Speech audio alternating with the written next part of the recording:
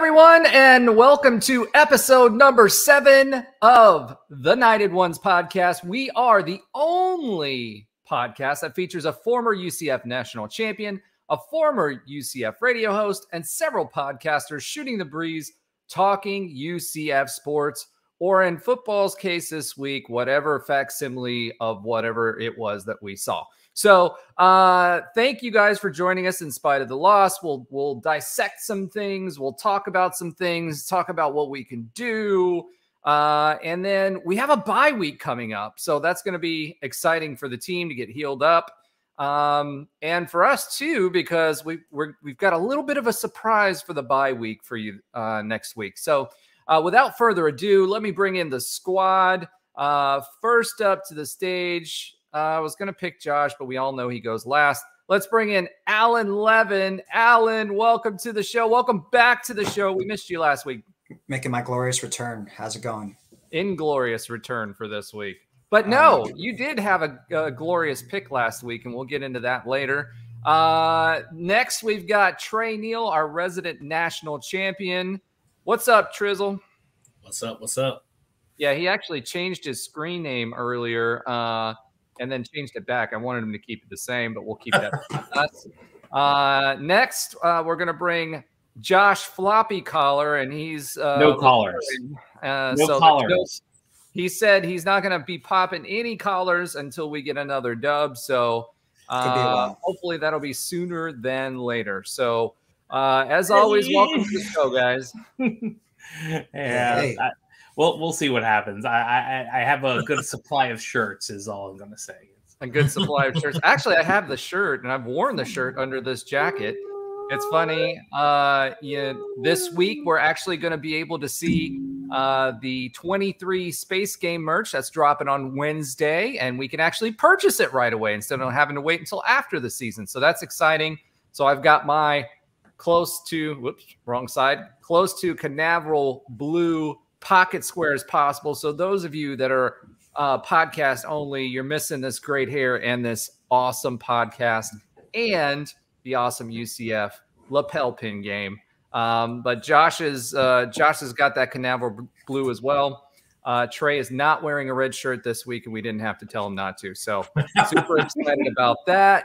And then let's dig into the Rock Chalk walk of shame, for lack of a better term, right? So we'll talk about Kansas and what happened for the second time this week. But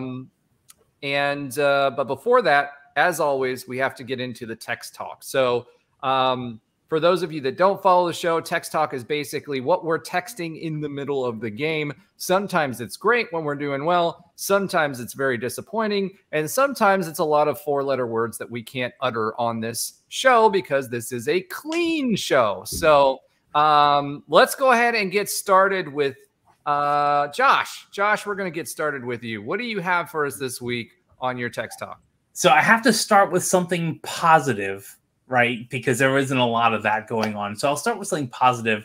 There was a point in the time in the Fox broadcast where they had this great package where graphics package where they started from the bottom, and it kind of had everyone from I don't know if they had St. Leo, but they had everyone from like Culpeper and Bortles and Milton and even a little bit older than that.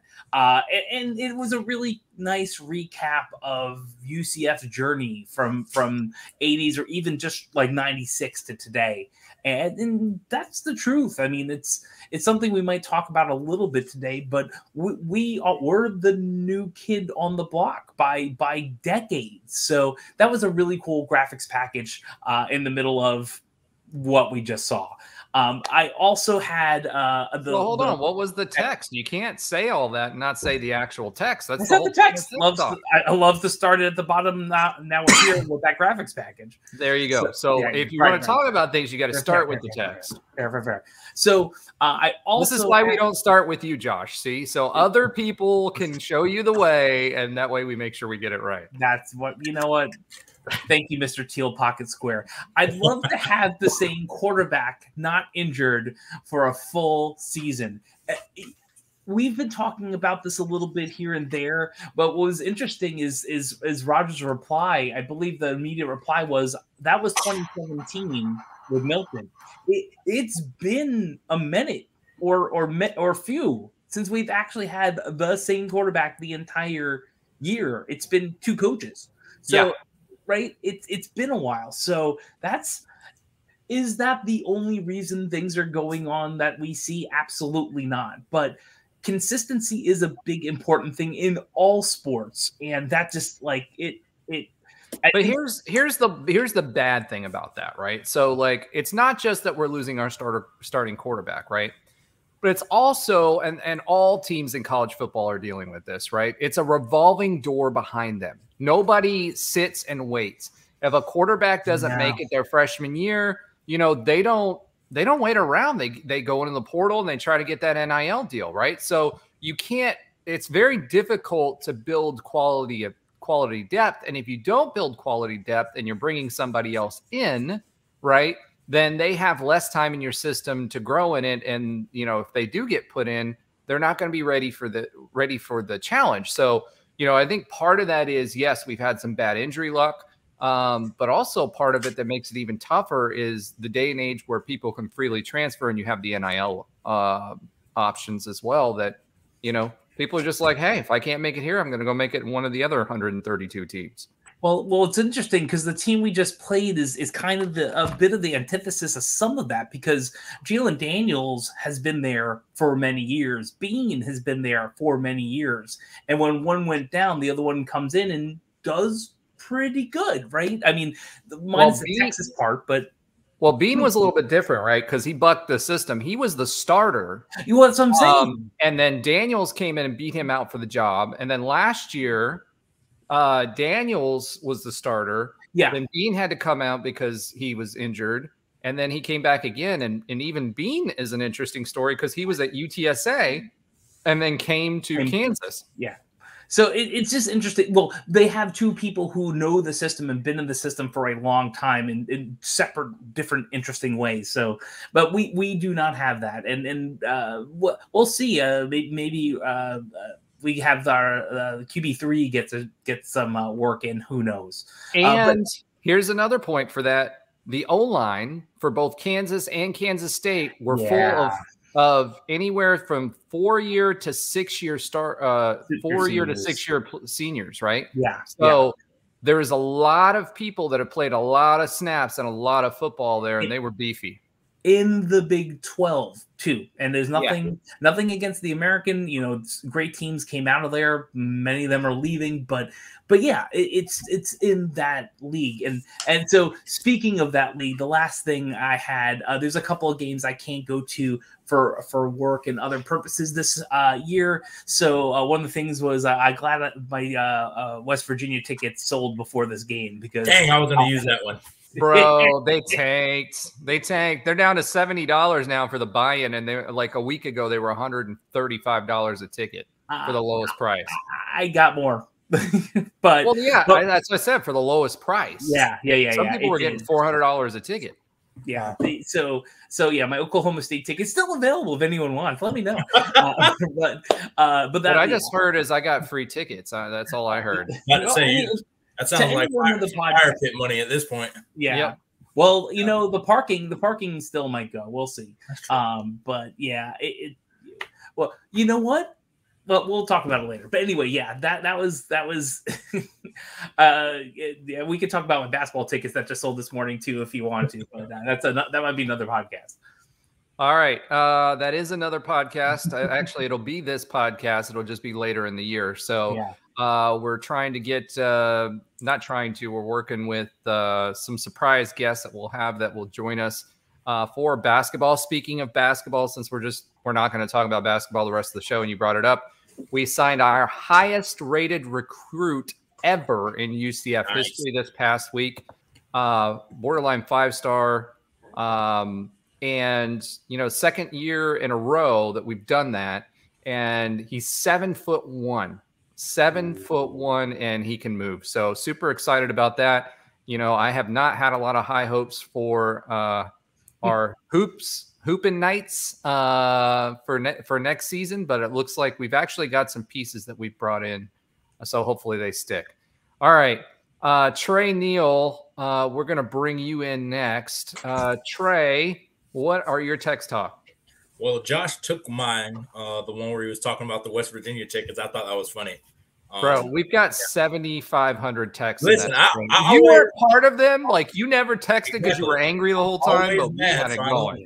I always try to get the ones that make us feel good because it's the complete opposite of how I feel. So I was like, hey, Josh got 400 tickets. I said, I wonder what the tickets are, right after this game. And like you just said, they're selling for a little bit low. Again, you have Oklahoma State tickets available. You might want to get off of those sooner rather than later. But also I had Alan. He was like, at least we'll still be 500 after this game. I was like, you know what? That I needed that positivity in my life at that moment when I saw it. Because I was like, it could be, I took a step back. I was like, we could be 0-6. We've been through it, and it's a terrible spot, but we're 3-3. So those are my two positive tech talks probably of today. That would be my sole positivity of this show. Oh boy. Trey's going to be yelling at clouds for sure. All right, Alan. Let's bring you into the fray. What have you got for us this week? I think my text talk is going to be purely in images. It was Roger sharing just basically what probably all of Night Nation was feeling through that game. And it was, I think do we have a montage of images we can put up?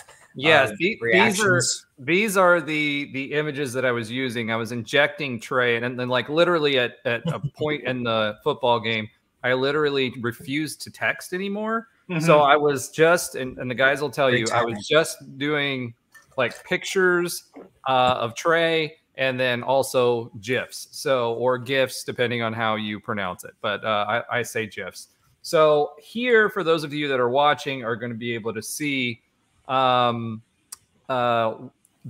images that I was using. So give me just a second here, and I'm going to bring them up. Basically like crap, maybe some hope. Nope, no hope at all. No. That's pretty much the roller coaster.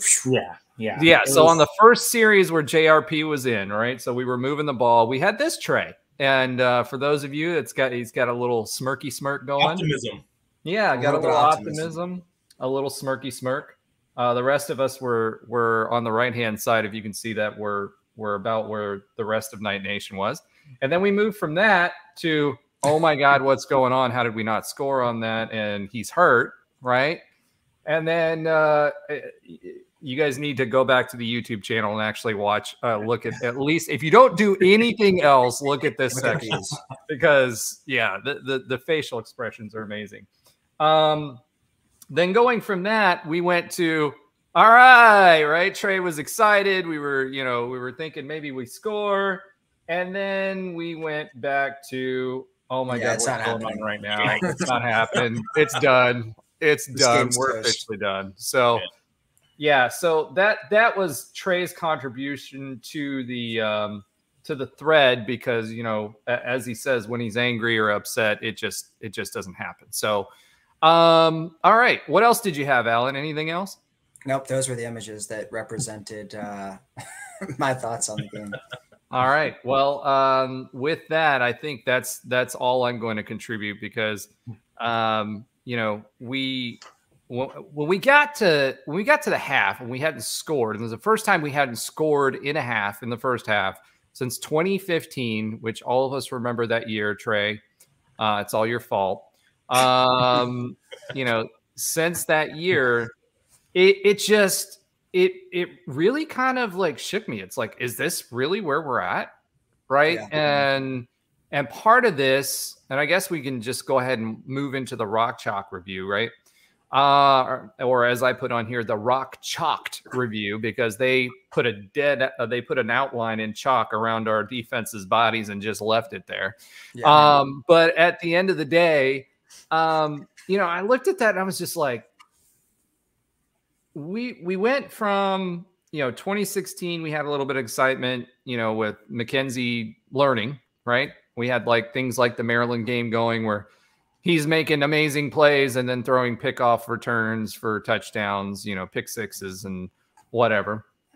And then 2017, I mean, amazing offense. You know, we always want the ball first because we're going to go down and score. You know what I mean? And then 2018, pretty much the same thing. And then 2019, we were doing okay. I mean, we had DG back there, right? We had DG back there, and he was throwing some pretty balls. He was also making some mistakes, but he was spinning the rock, and you could see that those passing plays were amazing. And then we went from that to 2020 COVID year, whatever. DG goes away. We got JRP, and we're here now. Now, obviously, that first half was a byproduct of the injury. If I firmly believe if Timmy had been there from the start, we would have scored in that first half. And that would have allowed our half. What's that? Timmy played in the first half. No, but I mean first, start. Yeah, I said start, right? Okay. Not play, but start. Because we went JRP gets hurt, and we found out later that his knee popped, and he kind of got scared about it. He was in a brace, so he was clearly hobbled. So again, what did we say last week? If his speed's going to be an issue, he did not look 85%. So I don't know what he looked like. You know, giving the coaches the benefit of the doubt during the week, if they felt like, you know, he was making plays or whatever, he did not have confidence in his knee. He went out. Next series, we had Timmy Tebow. I mean, not Timmy Tebow. Timmy T. Blow, let's say, on that one, because that series was just terrible. And then we came back, and JRP came back, and he looked slow. He couldn't move in the pocket, let alone try to run the ball. And then we came back, and Gus finally got the picture, like, all right, this is not going to happen. So let's go ahead and go with Timmy the rest of the way. But at that point, Kansas was already eating clock and running the ball down our throats, and we were playing from behind. So, there's not much we could do. It wasn't fair to Timmy. He was in a series, out a series, back in a series. He didn't have a chance to really get in the groove, and that resulted in 0 points in the first half. And not to mention that, when I look at this game, the biggest thing for me, yes, the defense was sucking wind, right? But that's not really what did it for me. What did it for me was the blocking that Kansas executed. If you watched, one of the things, Trey, we talked about either last week or a couple of weeks ago was that our defense was not reacting to shifts. They were reacting to shifts in the second half. So Kansas was moving the whole freaking line, left, right, left, right, left, right, left, right. And our guys were shifting, right? They were changing the play. So we saw progress from a schematic standpoint. We saw progress because they were moving. We had a lot of players out, but we saw progress. That being said, the blocking that Kansas was doing, if you go back and watch the game, the way that those plays were unfolding, pulling guards, tight ends blocking, they just I think the refs refused to call holds in the the Big 12, because I can tell you every offensive lineman who's ever played, and Trey, I'm sure you can tell people about this too, playing safety, you're going to have holding on every play. Yep. And these guys, I mean, I'll give it to them. I went back and actually looked to see Kansas's blocking technique and scheme. They were squared up for most of them. Yep. Most everybody was squared up, and they stayed body on body. George O'Leary throwback there for those of you that don't remember, body on body, Bob, right? They played, and again, this goes back from last week's episode. We were talking about playing sound, fundamental football, and these guys were playing fundamental football. They were blocking correctly. They were in the right place at the right time, and the plays developed more slowly and allowed them to get open. And they had their running back who was just being patient and then took his cut and then ran, right? And then they went more to a traditional style traditional style, but they could do whatever they wanted to do. Offensively, we could run through the A gap. That's what we do. But when you're so far behind in the first half, look what happens. We don't play our game, right? So our running backs, I think RJ Harvey had 7-8 yards of carry for this game. Mm-hmm. And in the second half, we played our game. And guess what? We put 22 points on the board and probably would have put more on the board. Had we played that way in the first half, right, and not played from behind, this would be a lot closer game. It was essentially a 7-point score, a 7-point lead for them. So I'm gonna step back from the mic, and I'm gonna let you guys tell us what you think. So first up, I'm gonna go with Alan. Alan, what did you see in this game? What stood out to you? I mean, to me, what stood out was just, I think the JRP coming out there, we thought that was going to be a lift. I even put on my page that was going to be like, he seems to be he's like one of the captains of the team, and I thought he was going to provide a morale boost. But as soon as you saw him hobbled after 3 plays, I think the air kind of just went out of the team in that sense. And then Timmy came in and looked a little frazzled, wasn't expecting to start, to play that quickly.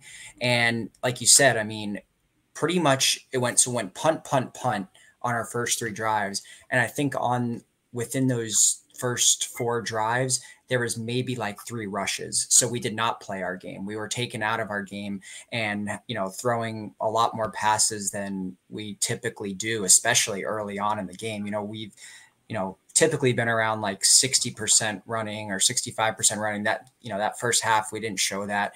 And to see them get, not even a single point. Yeah. It kind of brought me back to that 2015 season. It just felt so ineffective, but then the defense was just getting gashed, on the ground. And it felt like just nothing could go our way in that game. It just, when you asked, I think it was in the Kansas State game, did our D-line and our O-line, look like they were less talented, or maybe the opposing team is a little bit bigger? In this game, Kansas looked bigger to me. They felt bigger. They acted bigger. They just felt like they kind of manhandled us. I didn't feel like the D-line got any pressure on the quarterback. It felt like the play calling was off. And let's say this about the D-line. The D-line is playing without Ricky Barber. They are. Yeah. D-line was also playing without Lee Hunter there for a while. Right. Did he get injured in the game? I didn't notice that. He did. Yeah. He went out during the game. We had Matthew Alexander, Curvin Shoot, and I don't remember the other guy that came in that rotated in. Obviously, this is good for John Walker, right? Because John Walker gets to play like those guys. As far as discipline and technique, when I went back and looked at it, they were some of the most. Them and Kansas State were some of the best, but Kansas, I think, was even better. Their offensive linemen, from fundamentals and technique, were pretty great, and that's what we were expecting from Lance Leopold, right? We were all expecting that. But that's good for someone like John Walker, who comes in and he's used to moving guys around by his size and his sheer talent. You don't get to do that in the Big 12. So I think that ultimately is going to help him later on, but it also shows that we need more, and we're really missing Ricky Barber. So go ahead, Alan. I'm sorry. Well, it's interesting because, to me, that shows the lack of depth. Gus, one of the first things he said in the beginning of the season is that he felt we were Big 12 ready depth-wise. Clearly, that's not the case. They don't want to sub guys in, and when they're forced to because of injuries to like Barber and Hunter, like you said, clearly we're not as deep to hold up as we would if our starters are in. You see some of these Big 12 teams, they can rotate guys in effectively. I don't think we're doing that. We're barely using any of our transfers. When the second team comes in, it's just nowhere near as effective as the first team. And to me, this game just was like a microcosm for the whole season. A lot of the issues that have plagued us in this 3-game losing streak reared its ugly head again. We lost the turnover battle. We got killed in time of possession again. We had multiple penalties, 5 for 40 yards like we did in all of the games. We got gashed in the run D. So it was pretty, and then we got killed on third downs. They went 6 of 9 on third down. So like the same issues that have been bubbling up in every single loss so far, and even in some of the wins, happened again. So, you're not going to win in the Big 12 with these types of issues. So, I don't think there's a lot of positives from that. There may be a couple things that came out of it, but the game was discombobulated from the start. I think when JRP came in and then all of a sudden he was out, it just threw off the game plan. It threw off everything. And then all of a sudden we're down, 24-0, don't have a single point. And then Kansas can just kind of, all they have to do is run the ball in the second half, which they're already doing effectively in the first half. And then that one drive where we did score, I think in the third, we ate up like 8 minutes of clock. So that killed any chance of like a potential comeback. So it was just a discombobulated game. So I'm going to ask you guys a question. So, I know that the goal, right, is to, when you're getting into big boy football, you want to limit the number of possessions that the opposing team gets, especially with a defense that's performing the way that we are, right? However, we have this dichotomy. I talked about this last week and the week before. Our hurry-up offense does really, really well. And you saw that in the second half. We were moving the ball at will. But my question to you is, do we transition away from understanding, hey, we're not going to play ball control. Yes, we still want to run the ball, but let's play a hurry-up offense and try to get the lead early and then try to slow it down? Or do we continue to try to do that from the get-go? And I see Trey shaking his head, but let's start with Alan. What do you think? I think UCF plays a quick offense, and that's when we're most effective. It's something that's been working for us we clearly have the speed advantage in Florida here. Like we've seen it in all these Big 12 games where our speed clearly is great. And I think it's better than these Big 12 teams we've played so far. So I'd rather play fast and rely on that. And then, in the second half, slow it down and change up. Like in the Baylor game, obviously it would have been better if we could have changed it up and and held on to the ball longer. But what about like that touchdown drive? So I just looked in the third quarter, it was 17 plays and it took up 8 minutes of clock. If we're down by 31, then maybe that was just how that drive went, but I'd rather stick to what we do best, which is playing fast. And, if we're able to move the ball down the field at will, I would stick with that. And then, if the game, the flow of the game dictates us changing in the second half because we have a big lead we need to hold on to, then we saw that in Heupel's offense a lot of time where, we couldn't slow it down and we'd have a lead and then we'd go 3 and out and then the defense would suck and win. So I think it's a fine balance in my personal opinion. All right. Josh, what do you think? So part of me feels that the defense already can't hold at the moment. We're seeing that in action. So us scoring in a minute 20 isn't going to help them at all, period. So part of me, I feel like that's how we can score, like keep people off, keep people from rotating and swapping in, keep their defense a little bit tired, but it's going to tire out our defense too, as Trey is well knows from right. So I want to say yes, right? I want to say yes, but I think if we could finish fourth quarter drives, etc., I think going more O'Leary ball might be better. Shorten the game and try to get. Aren't we doing that though? Hasn't that been our approach the whole freaking time? We have not been going speed all out. Like, no. And it goes back to like what we were talking about with K-State. In K-State, they were using that to their advantage. What were they doing? They were sitting there, and every time we subbed, right, they would run off the field very slowly, and they'd leave us with 10 seconds left on the clock. And Kansas did some of that and then we couldn't read it, right?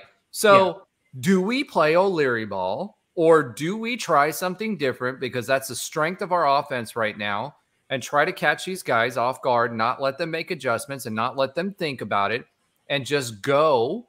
And because I don't know. Our athletes are our biggest advantage, though, in the Big 12. I feel like we have say to that use again. our athletes are our biggest advantage in the Big 12. We're not bigger than everyone else. So like, I feel like our athletes and our speed are the biggest advantage we have in the conference. And what we haven't been able to do is, we've been able to do it in spurts, just like we were able to do it in the second half. Run it through the A gap. Yeah.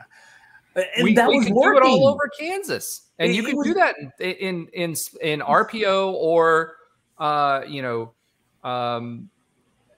we can do that quickly. We don't need a triple halfback over the shoulder, roll it over my shoulder, pass it up, do a pirouette, and then pass the ball from like our fourth string wide receiver to somebody. Smash mouth football, man. This is if we were the number one running offense, and with Kansas, they could not stop us through the A gap, right? Pound the rock. But maybe from We're last too far week. behind. Yeah, exactly. From last week, that was probably the game plan. From the start. No, it wasn't. Look at the first drive. I know, Roger, you were trying to figure out how to get Fubo for free in a trial to watch. By the way, let's talk about that for a second. I'm all excited. I've got my stuff ready. I've got cable. So I'm like, all right, cool. Putting it up there, looking at it, ready to go, excited. I got my dad here. And, it was on Fox and not FS1. And I was out of market for the game somehow. And I thought that was only NFL. Yeah. And I'm in Destin area. Like, how the heck am I out of market? Xfinity, please explain that to me. Right? That makes no sense. So then I had to scramble, and I missed like basically the first quarter of football. So anyway, I'm still upset. But see, that's the thing. I think that was probably the game plan. You kind of saw some of that running, and then you have the wonderfulness that was that first half, and the indecision on the quarterback, and not sure if JRP is in or out, and it just I think as soon as the adrenaline and the wave of JRP's back, and I think we're going to have that magic that he can do, and he hobbles off, I think probably the team, the fans, everyone went like, fudge nugget. No. Fudge nugget, because again, we are a clean show. I know. I cleaned it. I mean, you can use Farfadnugan, fudge nugget, whatever you want to do. But I know I cleaned it up. But that's the thing. I think everyone had that wave and crest, and it was crestfallen, right? I think it just sucked the energy out of. Oh, speaking of that, Josh, why is it that Kansas plays Zombie Nation more than we do? Every time we came out of the break, Zombie Nation was going. So that was one of my other text talk things. Yeah, it's not like we're not the only one. But that's our thing. That's our thing. I know that, but that's our thing. We made it our thing a long time ago. Yeah. We're going to also start playing Inner Sandman as we come out of the stadium. No, I don't care about that. All I'm going to say is, look, Terry Mohajir, if you want energy in the stadium, play that. No other team. We've made it our thing. We've adopted it as our thing. We were one of the early adopters. Let it be our thing. Yeah. Like, don't say the Baylor game, they played it. I was there. They played it a lot during the whole first half. Every touchdown they played it because I made sure to listen. It's our thing. We bounce. We have a stadium that bounces. It's our thing, right? It's what all the announcers know about when they come to the bounce house. They show little cups of water bouncing on the stairs. They do all these things. That happens when we play Zombie Nation. Terry Mohajir. I know this is a big thing, and it's not a big thing at the same time. Yeah, I don't want to hear any 60s songs when I'm at a football game. Okay? Give me some DMX. Give me some, if you want it clean, play Zombie Nation. Yep.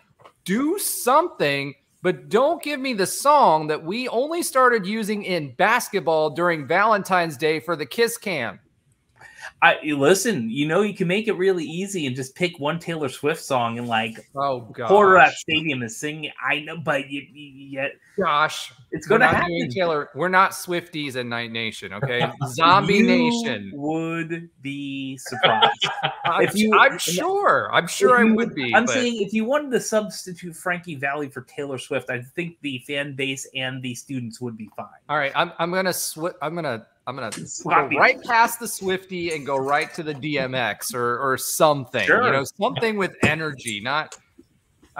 Oh my God! Party in the USA, for goodness sake, play that. Don't play Frankie Valli. Like, nobody cares. Yeah, come on, bro. Well, it's funny they play Kendrick, but Kendrick Lamar. But they play it, but they just miss a few words. Is all I'm saying. Like it. But listen. I'm listening. Can we get Louisville's DJ or something?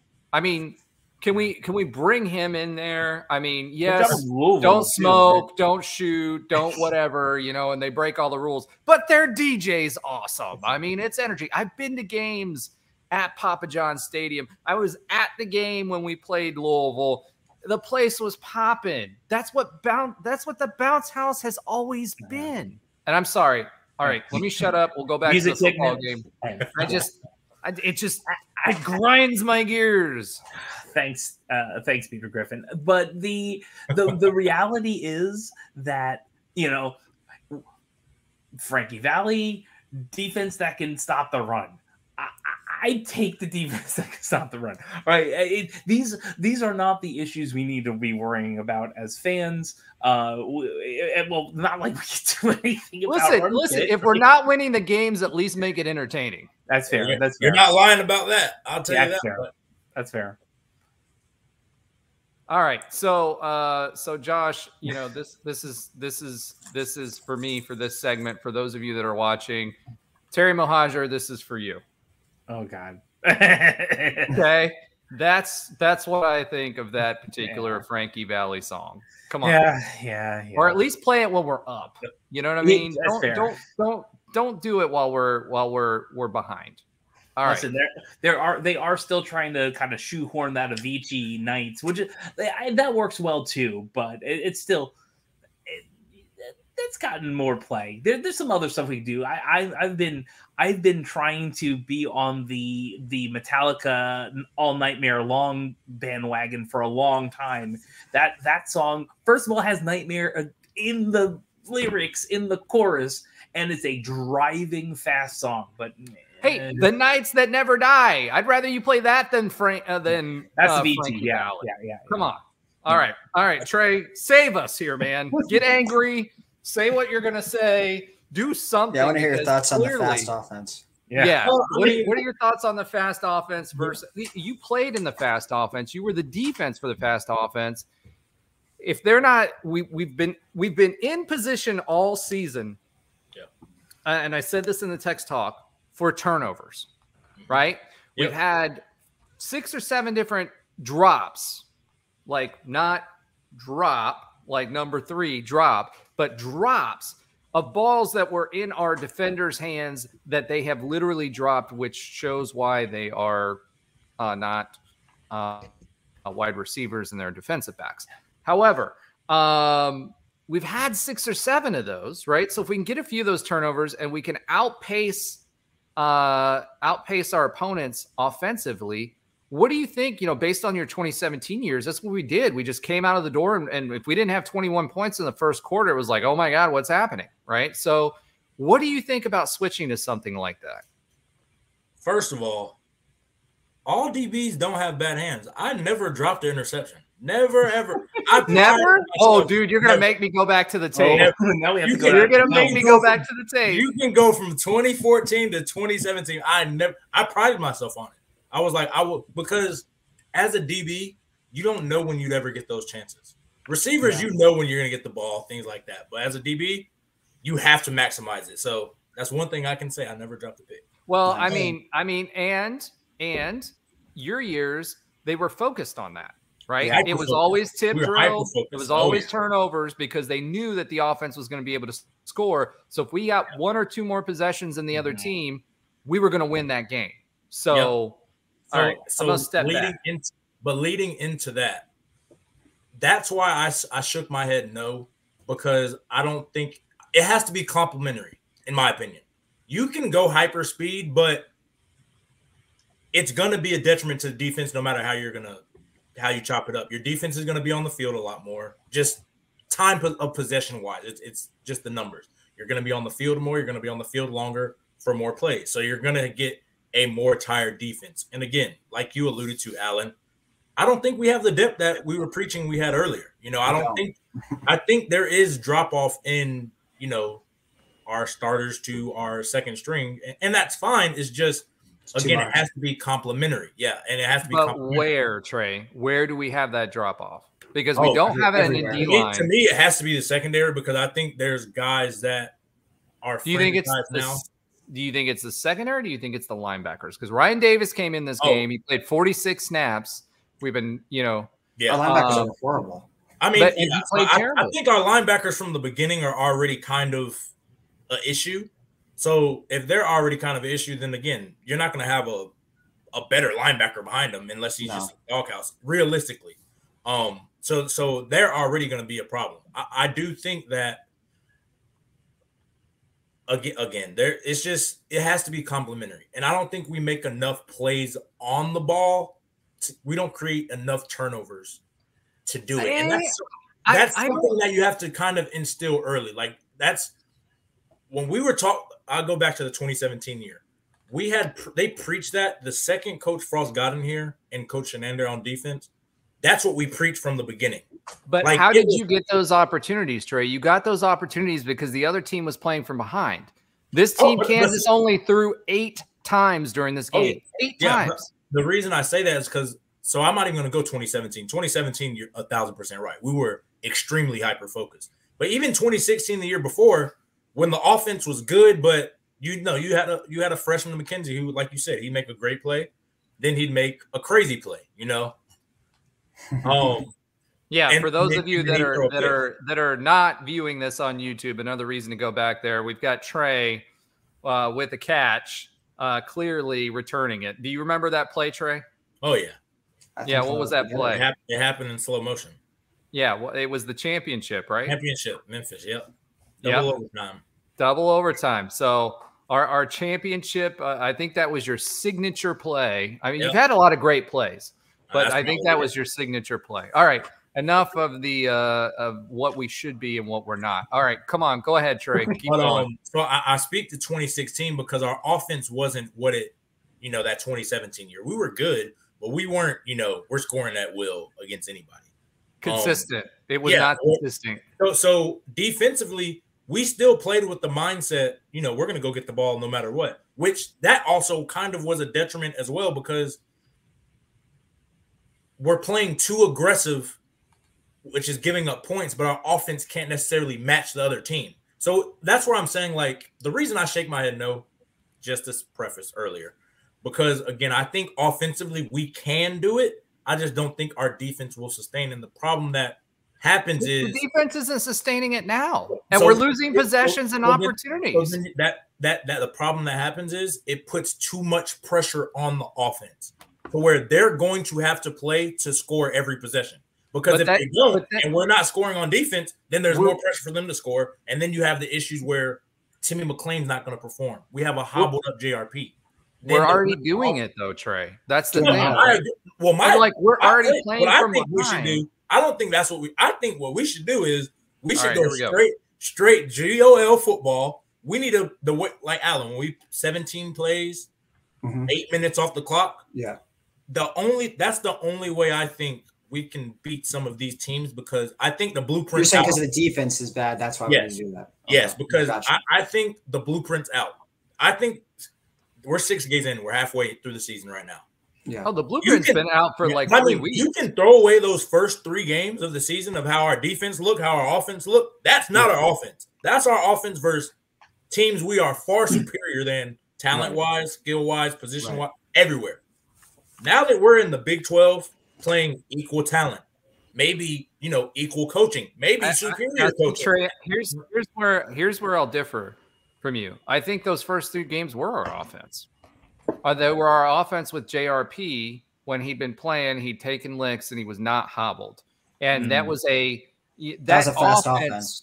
Well, it's not only a fast offense, but it's designed to set up and create multiple options for the defense to stop because you don't know who's going to have the ball, right? So that I will agree. I agree that the offense is that. I think our defense that's not our defense. In the beginning of the year, we were all saying that our offense looked 2017-esque. We said that on this podcast. Yeah. I think I'm not going to lie, the offense running the football they're still top of the league in running the football. Like, I haven't seen anybody really. Well, Timmy was passing it too. That's what I'm saying. Like, I think our offense is very good. I'm not going to say it's not. Yeah. I think, again, game script kind of throws it off. I think a couple of bad mistakes do throw it off a little bit. But coaching mistakes.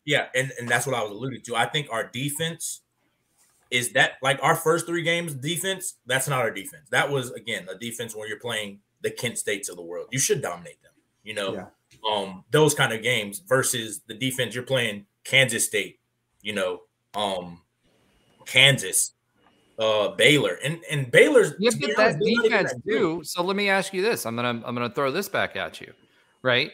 We were talking about defense before, and one of the things you said that really resonated with me, at least, was defensively. The first few games we were scheming, right? We were moving, we were disguising blitzes, we were doing all those things, and then against K-State, you were like, we stopped doing it.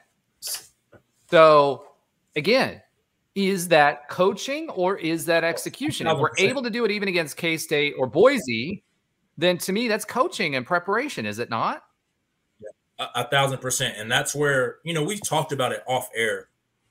I told you guys the biggest difference for me when, you know, playing in the AAC versus the Big Ten and even, again, the Big 12, it's the coaching and the trenches.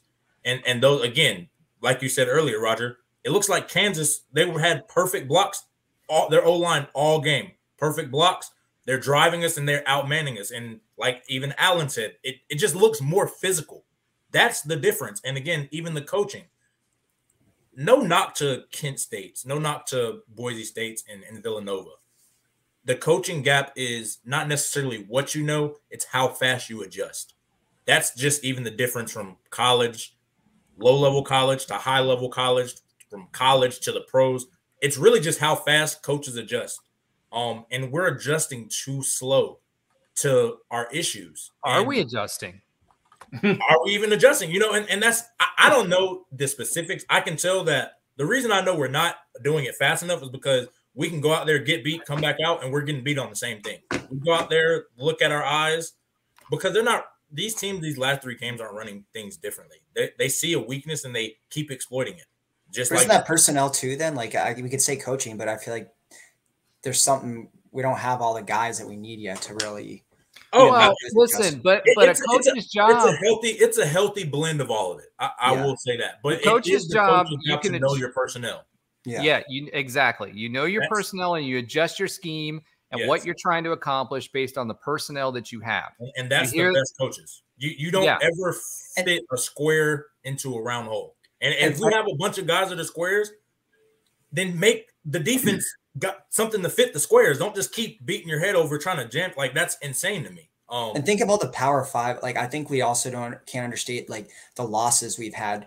Like Tatum Bethune going to FSU, Jeremiah going to Ole Miss. Very like, good we've lost some players. Key guys to huge Power 5 schools. Miami, Ole Miss. I mean, all these guys that we lost. It's for a reason. It's affecting because us. Yeah, they're great players. Guys are high-level football players. Now, and again, there's money, but they are high-level football players, you know, and it does. Tatum Bethune's like FSU's leading tackler. Yeah.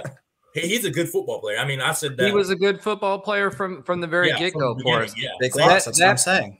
That being said, when Randy Shannon left, those were his style of coaching is completely different. And those are his guys, right? And so then we also, the other thing that we're not talking about is that whole crop of recruits that we lost on defense in 2020. What about T-Will's guys that he lost to? T-Will, you know, whatever. T-Will is addition by subtraction. Which guys 2020? Oh, you the talking guys about that got in trouble Like Collier. Yeah, they were close to seeing. Most of them were close to the upperclassmen. We wouldn't have them now, anyways. So. Yeah. Well, a couple of them were sophomores. One of them was 2020. They would maybe if they're here for. I don't think they'd be here because I played with some of them, like Eric Mitchell and AC. Randy Charlton. Yeah, that's true. Well, I think Charlton's still playing, isn't he? No, he went. He's in the pros. He was on the Dolphins in the preseason. Yeah, he's on the Dolphins. What's going on now? As a free agent, or he got cut. Okay, yeah. So he was a free agent. UDFA. Yeah. But again, like it's a culmination of all of it. You can, of course, if coaches, if we don't have the players, don't run the defense.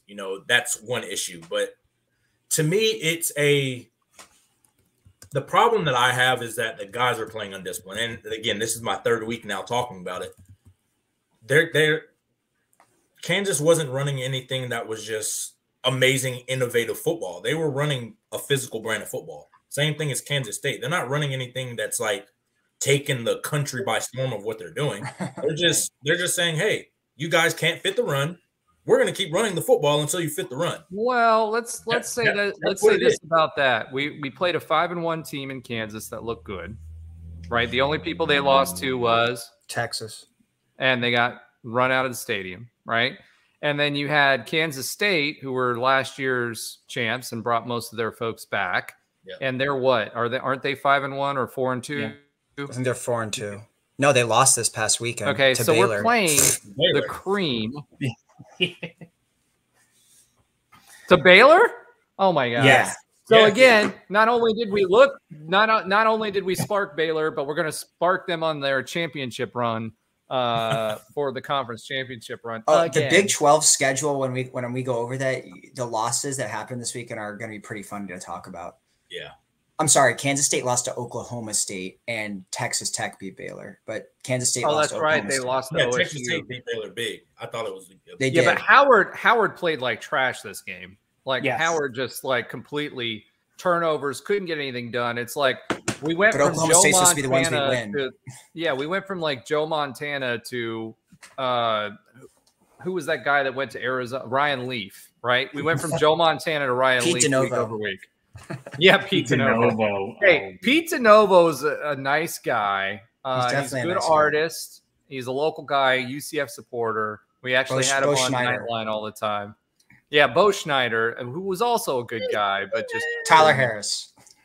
Good guy. Joey. They were all good guys. Like legitimately, like at that time, they were, they didn't pan out football wise, but they were all good guys. At least Pete DeNovo could give us a wildcat here and there. We would run him with the wildcat all the time, the wild DeNovo, and we had squirrel drawing. That's so sad. Well, but listen, if you got lemons, we got to have some positivity or laughter around you. Yeah. We're sitting literally. I feel like I'm yelling the entire podcast this week. It's just like. But it is fired up. It is because, I do agree. These are again. We've said the Big 12. I think even in our predictions, if we go 6-6, I think we're happy. We would have been happy as a first year in the Big 12. And I don't think we are where we are if JRP doesn't go down. Yeah, agreed. But I agree in the sense that I don't think we have the problems offensively. I think these defensive problems haven't been fixed since. Well, we had the problems offensively. Clearly, we fell apart against Baylor. Yeah, I mean defensively, the same problems that we had week 1 were overshadowed just because we were way more talented than the other. I agree. That's the main issue. And now again, playing in the Big 12, these coaches, where I speak to the coaches, they see that we're struggling. I said that after we lost to Kansas State, the blueprint, we need to run the football because our linebackers aren't sound and our secondary doesn't want to tackle. So that's all teams are going to make us do. They're going to line up in big personnel. You're putting up a 170-pound guy against a 240-pound running back. What do you think is going to happen? See, that to me. Why wouldn't you personnel do that? Problem? Yeah. That's a personnel problem, and because it's a brand of football that's not being played. Those 175-pound guys that can cover, that's great when you're playing a team that just throws. Our linebackers are so small too. Yeah, well, it's great for the spread offenses. Football is a game of matchups. Exactly. What the offense is going to try to do is put you in a position where they've got a matchup that they can take advantage of, right? Yes. What do you not see? You do not see Brandon Adams, who's 6'2" and 215 pounds. They're not throwing the ball at him, and he's playing great this year. Why would you? But Roger, why throw the ball when we cannot stop the run to save our life? There's no. But even on the running plays, he's back there. And my point is they are picking the matchups they like, and the reason they like them is because we've got people that are like, what was it? Jason Johnson's like 198 pounds as a linebacker. Like, yeah, but he's the only, and he's good. But I'm just saying, he's like, that just shows our. But it's a style problem. That's what we're running into. Like, if we were to be playing, for example, if this defense could line up and play the Coach Heupel offenses that are just air raid, throw the ball all game with a little, and you spread everybody out. This is what this defense is lined up to do, because it's so much more of a space game. These teams we're playing, at least we've played so far, they're running power football. Now it looks different. It's not old school under center. They're in the shotgun, but they have 2 tight ends on the field. They're pulling guards to hit people. Like, that type of football, you have to have backers, guys that can go stuff the run. And you have to have safeties that can come up and fill in the extra. They have to be extra in the run game. Our guys are not that. That's where I say, like Alan says, it is and the Big 12 has not been that. It's always been the air raid, not power football, and now it's transitioning. But I think it kind of still is. It's just, why do it when you're playing us? There's no point. Yeah, there's no point. Yeah. I mean, look at it this way. Kansas State has not been an air raid. Oh, no, yeah. Agreed. Kansas, like old school. Kansas under Leipold has not been. Yeah, I think has not been either. Big 12 has been recent years has been. But even Heupel's offense, you run a gap football, right? Yeah. And then you've got receivers that are spreading it out so that you can run the A gap, right? Yeah. These teams that we're playing are not doing that. They're playing complicated blocking schemes, right? And they're playing power football. That's what they're supposed to. I could be biased. I'm not saying it. Running backs are 200. Both of the Kansas running backs are 220 pounds. Yeah, so that's what I mean. I mean, you're almost playing a tight end. A tight end is like 240 to 240. Yeah, and their third string running back who also ran for 90 yards is 220 pounds also. Yeah, so, and the thing is, like, I don't think that the schemes are super complex, because, again, they're literally just I would disagree with that. Look at what the reason it looks extremely complex is because our linebackers are playing so they're not playing sound, so the gaps are wide open. They're running a lot of counter. They're running a lot of power. That's really all the power they're running. And in split zone. It's really the same stuff we run it with Gus. It's just, again, more motion. They're doing more motion up front. They're doing more motion up front. They're pulling more guards. They're pulling, they're doing twists, they're doing all of that stuff that we don't do. And our motion is more in the backfield, where we've got folks coming from the opposite side of the field running in the back, and then of the 3 people that are in the back, who's gonna have the ball, right? Mm-hmm. Are you gonna go with a jet sweep, or are you gonna go with whatever, right? What they're doing is they're shifting the line. And what do you mean? Well, I mean, look at Kansas. They pulled 3 linemen, and they would move them left or right, or they would adjust the tight end coming in at the same time that they were doing that, and snap the ball. But that's the thing. If our linebacker, like, when you're playing defense, especially in the box, which is linebackers, D-line, your eyes, we call it a triangle. So you're looking through the guards to the running back. If you can just learn and train yourself to be able to see through like that, when you see guys pulling, you're naturally going to flow that way, because it's rare that you're going to pull guards not the opposite way of the play. You're only pulling to get extra hats, extra bodies, because it messes up the count in the blocking scheme. That's what gaps. Yeah, exactly. So the problem with our backers is they'll see the guard pull, but they're staying in this gap, and they're in the same gap as the linebackers. So now when you have 2 extra guys going right, you have the linebacker not going to that right, they're counting and blocking everybody up. That's why you have seen all game number 10, Quandrick Bullock. You see Nakai Martinez. You see number 8. They're having to make a lot of tackles because our linebackers aren't getting over there. And by the time those guys are getting the tackle, the 220-pound running back are getting full head of steam. And again, that's just a law of physics matchup. You're not winning that battle. Like, and that's where I'll say this. I'll say this too. This game, I felt like we were in position defensively to make the plays. We just didn't have the personnel to do it. If you look and actually watch the scheme and what people are doing, they're in position to make the play. They're just not doing it. And they're tackling. They're either tackling high on the shoulders or they're shoestring tackling people. Yeah, and that again, that doesn't work when you're going against a 220-pound back. That's running physical either. Like, you have to either, we call it gator tackle, where you tackle the back of their legs and roll like an alligator when they grab onto their their prey, they roll. That's what it's literally what we tackle. All right. So I'm joining. Josh is trying to be quiet. I'm joining Trey at yelling. You and I are having like a conversation. I'm sorry, guys. Like, it's okay. We're having a defensive conversation here, and this is almost like Trey's yelling at Cloud segment. So I went ahead and just changed the banner to that because we're both yelling. Like, I feel sorry for whoever's got their volume up in their car or in their earbuds or AirPods while they're running. Yeah, turn it down a little bit for this segment. I'm sorry it took us this long to get there because I've been hyped this whole segment, and so has Trey. So we're both yelling. All right, let's pivot. Pivot. All right. We've lost the last 3 games. Are we going winless in the Big 12? Are you asking? I'm asking you guys. I'm asking all of you. I'm going to be honest. It wouldn't. I don't think we are, but if we did, I wouldn't be surprised. All right, Josh Lazar, what do you think?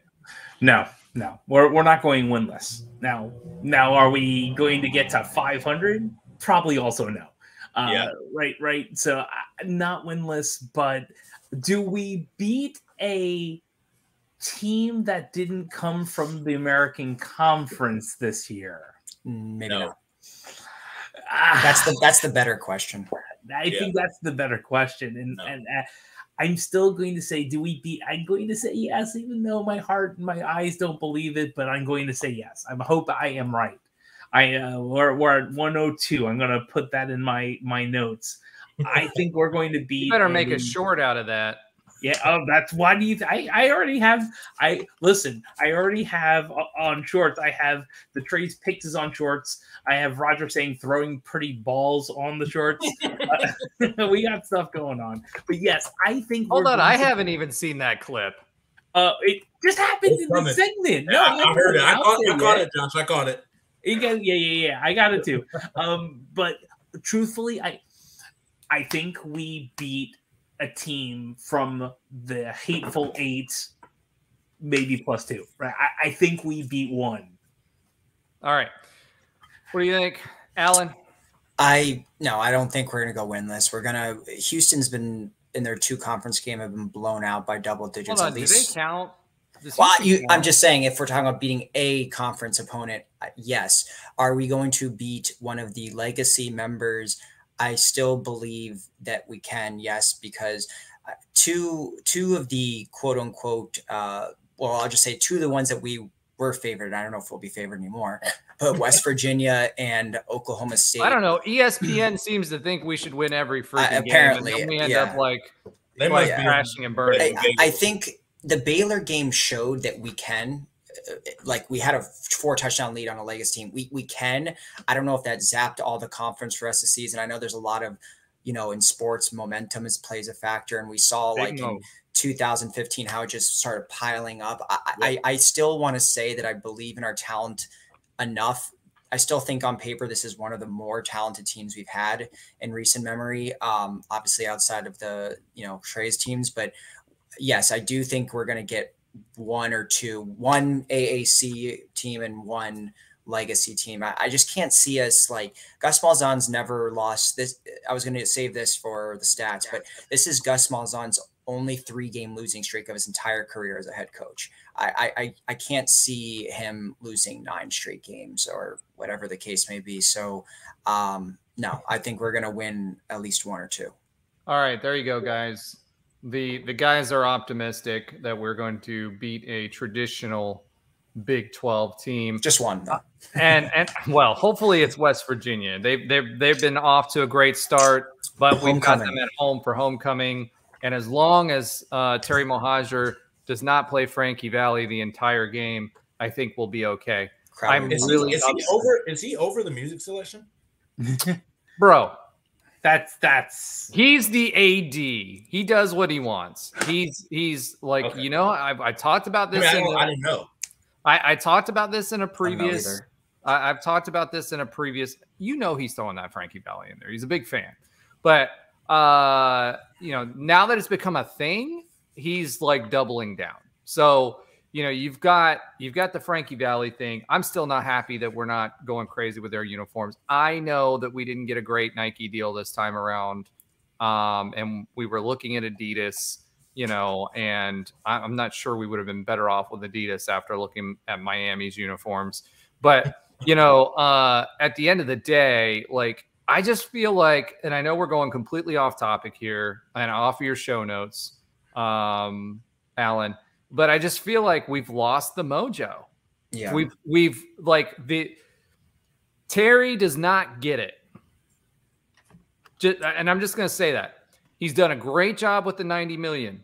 He's done a great job listening to the surveys that we put and said, put lights up that like with the light show. But again, that's, hit or miss as far as the experience has actually been. Dude, you're a good fundraiser, but lay your hands off of the music selection. That is the fabric of UCF football. That's what everybody's grown up. And now that we had that branding jump in 2017, 2018, 2019, that's who we are. Yep. Just let it happen. That's why we've propelled so far forward. Night mode's great. Light mode's great. Cool. You put your stamp on there. Let everything else just happen. Just let it happen, Terry. Just let it happen. All right. I'm going to get off of that. Let's see. What do you guys think about playing JRP still injured? I mean, do you think that was the right move? No. I get that he could have looked good in practice, but there's got to be something that you like. I don't know if he was not playing with the knee brace in practice or whatever, but that was a horrible decision. If he was at 70 or 60%, why rush him back, especially when you have a bye week coming back in a huge game when you return after the bye week? That was, and the fact it's not like Timmy's been a total disaster. He's been okay. Like to sit there and force JRP, especially a guy that we know is injury prone, that was injured last year. Did we force him, or just like last week we said, hey, JRP, I want to play football. I'm going to be JRP, blah, blah, blah. The kid's got heart. He's going to, if they give a choice to him, he's going to play. The way you guys are explaining how he is, he's going to say that no matter what. He probably said that in the Boise game he wanted to keep playing. Like, yeah, you don't play him. Like, yeah, and like you said, like, again, Alan, you're cooking right now. but like it makes zero sense to me. They're like, just being in it, there's no way JRP looked better than what he looked like in practice than he did on the game. No. One, you're running on adrenaline in the game. So he would have probably he should look better in the game than he does in practice as far as the way he moves. The fact that he came out there hobbled, didn't really want to run, means he was probably hurt. I don't know what he took before the game to just suit up and do it. Tore it all. Yeah, there's no way. Oh, yeah, bro. I think they made their mind up. Like Josh was saying that JRP was warming up when we played. They probably made their mind up after that game. Like, listen, we're not going 3-3. We have to beat Kansas State. We got to get something cooking on offense right now. Yeah. We got to put them back in. I think they made that, and like you said, if they had some secret meetings of the minds or whatever, I don't know what was going on. Yeah. But I think expedite how fast he can get back in. We need to expedite how fast he can get back in to be able to play. And I think that's at a detriment of the player. Like, I think knowing JRP, like we're saying, he's not going to say, nah, just give me, let me go into the bye week. he's a gamer. He wants to play. He wants to. If he thinks he can help his team win, he's going to do it. And I think that's terrible management from the coach. I think terrible.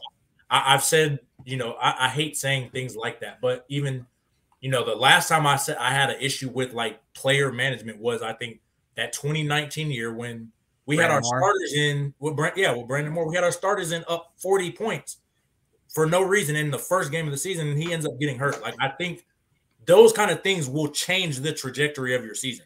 I think those 100%. Kind of things can ruin, like you said, the morale of the season, the mojo of the season, because the second it happens, you're like, why is he even in the game? We have 2 elite corners we're bringing back. We have elite safeties we're bringing back. Why?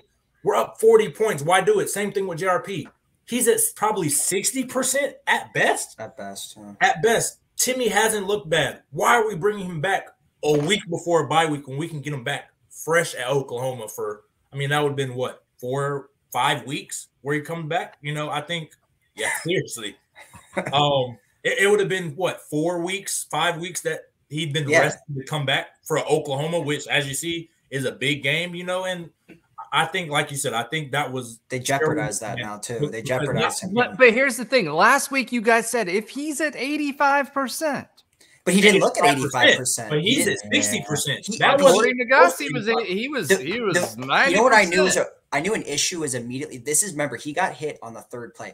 The first 2 snaps, he got completions. But when he moved back, you could tell how gingerly he was moving. He hadn't even been touched yet. Exactly. So like there was no way that was 80% JRP should still be able to run it decently. Even when he got hobbled in the Tulane game last year, he still took it to the house. Like, exactly. I just no, that was a horrible decision. He's not, like Alan said, we've seen a hobble JRP. A hobble JRP almost. That's an injured JRP. Yeah, right there. A hobble JRP was still playing well in the conference title game versus a great Tulane team. This JRP couldn't move.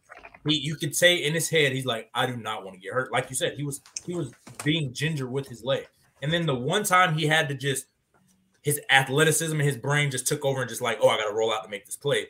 He did it, and he comes up. I thought I heard a pop. Well, if you got scared, pop, why'd you come back in the game? And then and they brought him back after that, which is the craziest thing. So to me, it's terrible mismanagement, and that kind of thing, like you said, Roger, it throws the mojo off the rest of the game. The offense didn't score a point because it's like, Timmy, okay, you're going in. We heard a JRP pop. He's like, okay, I didn't think I was playing this early. He goes in, boom. Now, okay, JRP, you're going right back. You're going in. And then, oh, no, never mind, JRP, you're not really 100% like we thought. And it's like, you didn't see it all week.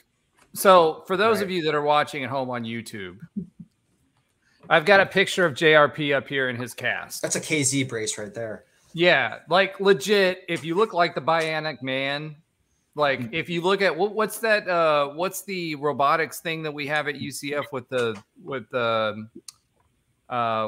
where we were making like arms for people and Limitless Solutions. Yeah, Limitless. That looks like a Limitless Solutions picture. If your starting quarterback looks like he's got a Limitless Solution, no play like don't play him. Every offensive lineman is fine though. No.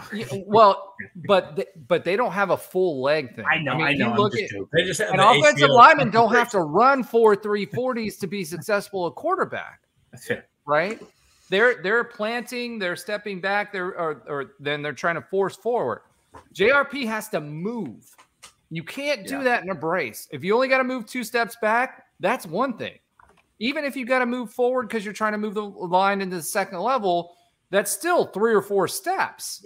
Yeah. That's not running 30 yards across the field left to right before lateral movements, and it's explosive. JRP is, like I said, or try to throw off of it. Explosive, exactly. Like all of his movements are explosive. You have to be, like you said, to even throw. You have to drive that right foot, which is what it looks like he injured, into the ground and throw and twist all of that.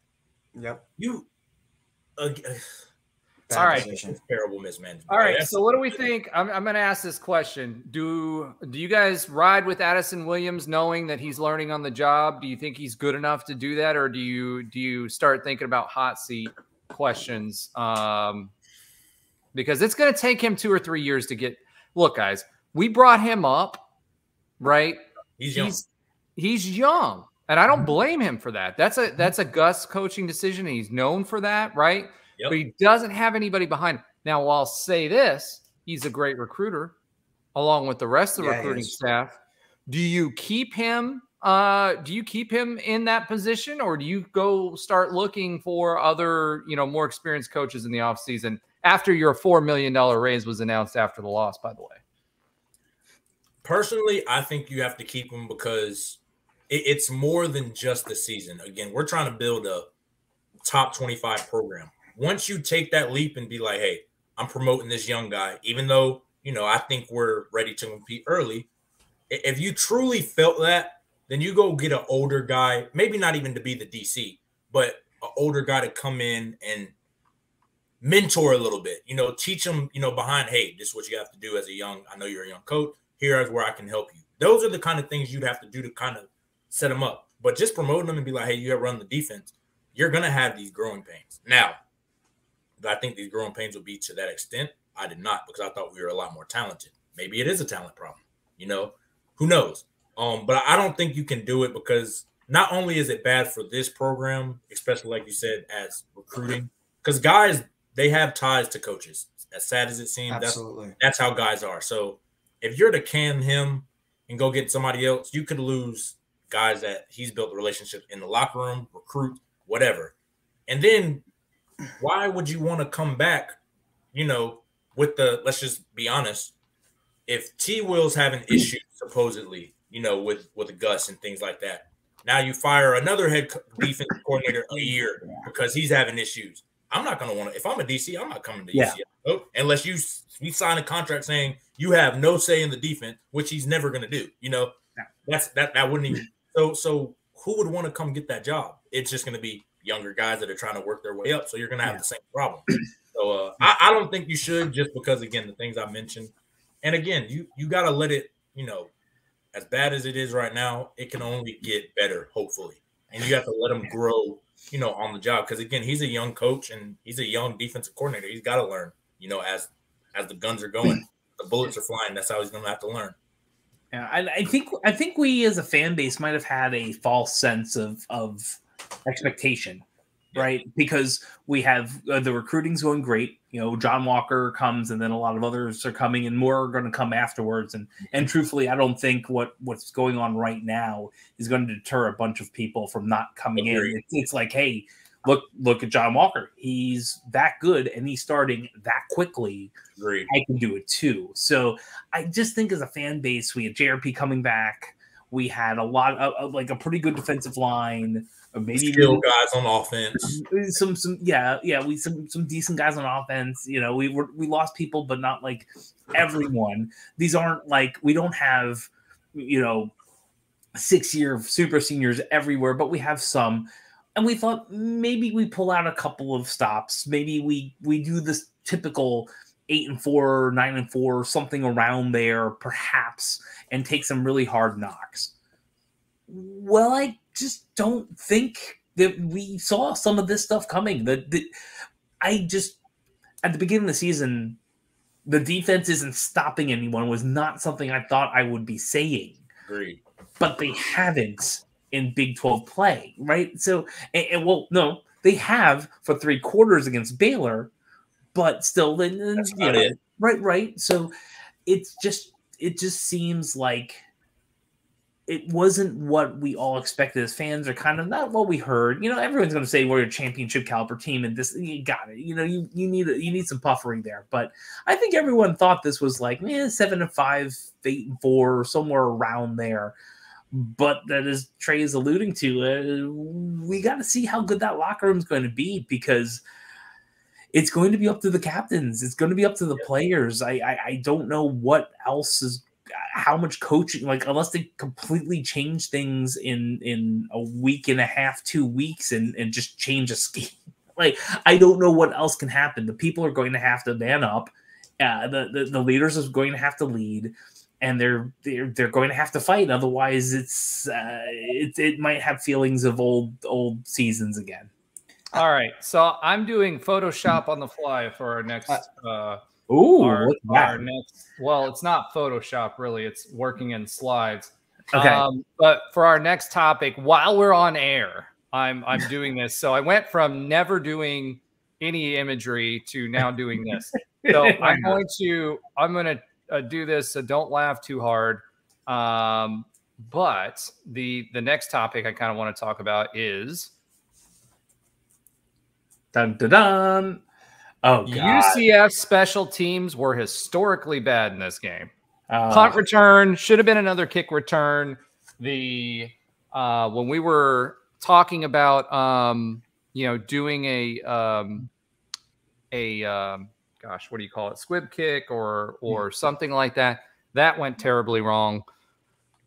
I'm a little worried about the special teams. I keep seeing us, our runners and our gunners are getting down there quickly, but they're overrunning our guys. I mean, the one on the punt return, our guy was right there. He got juked because the guy on his left was already past the returner by the time he got the punt, instead of sealing off the left edge and playing him to the boundary. So what do you guys think about that? Alan? Our special teams, it was historically bad. I mean, nearly 2 touchdowns. Special teams feels like it's been a little bit of an issue for a couple of years now. I don't remember, was it Toth or one of the coaches that I remember everyone was calling to get fired for a long time.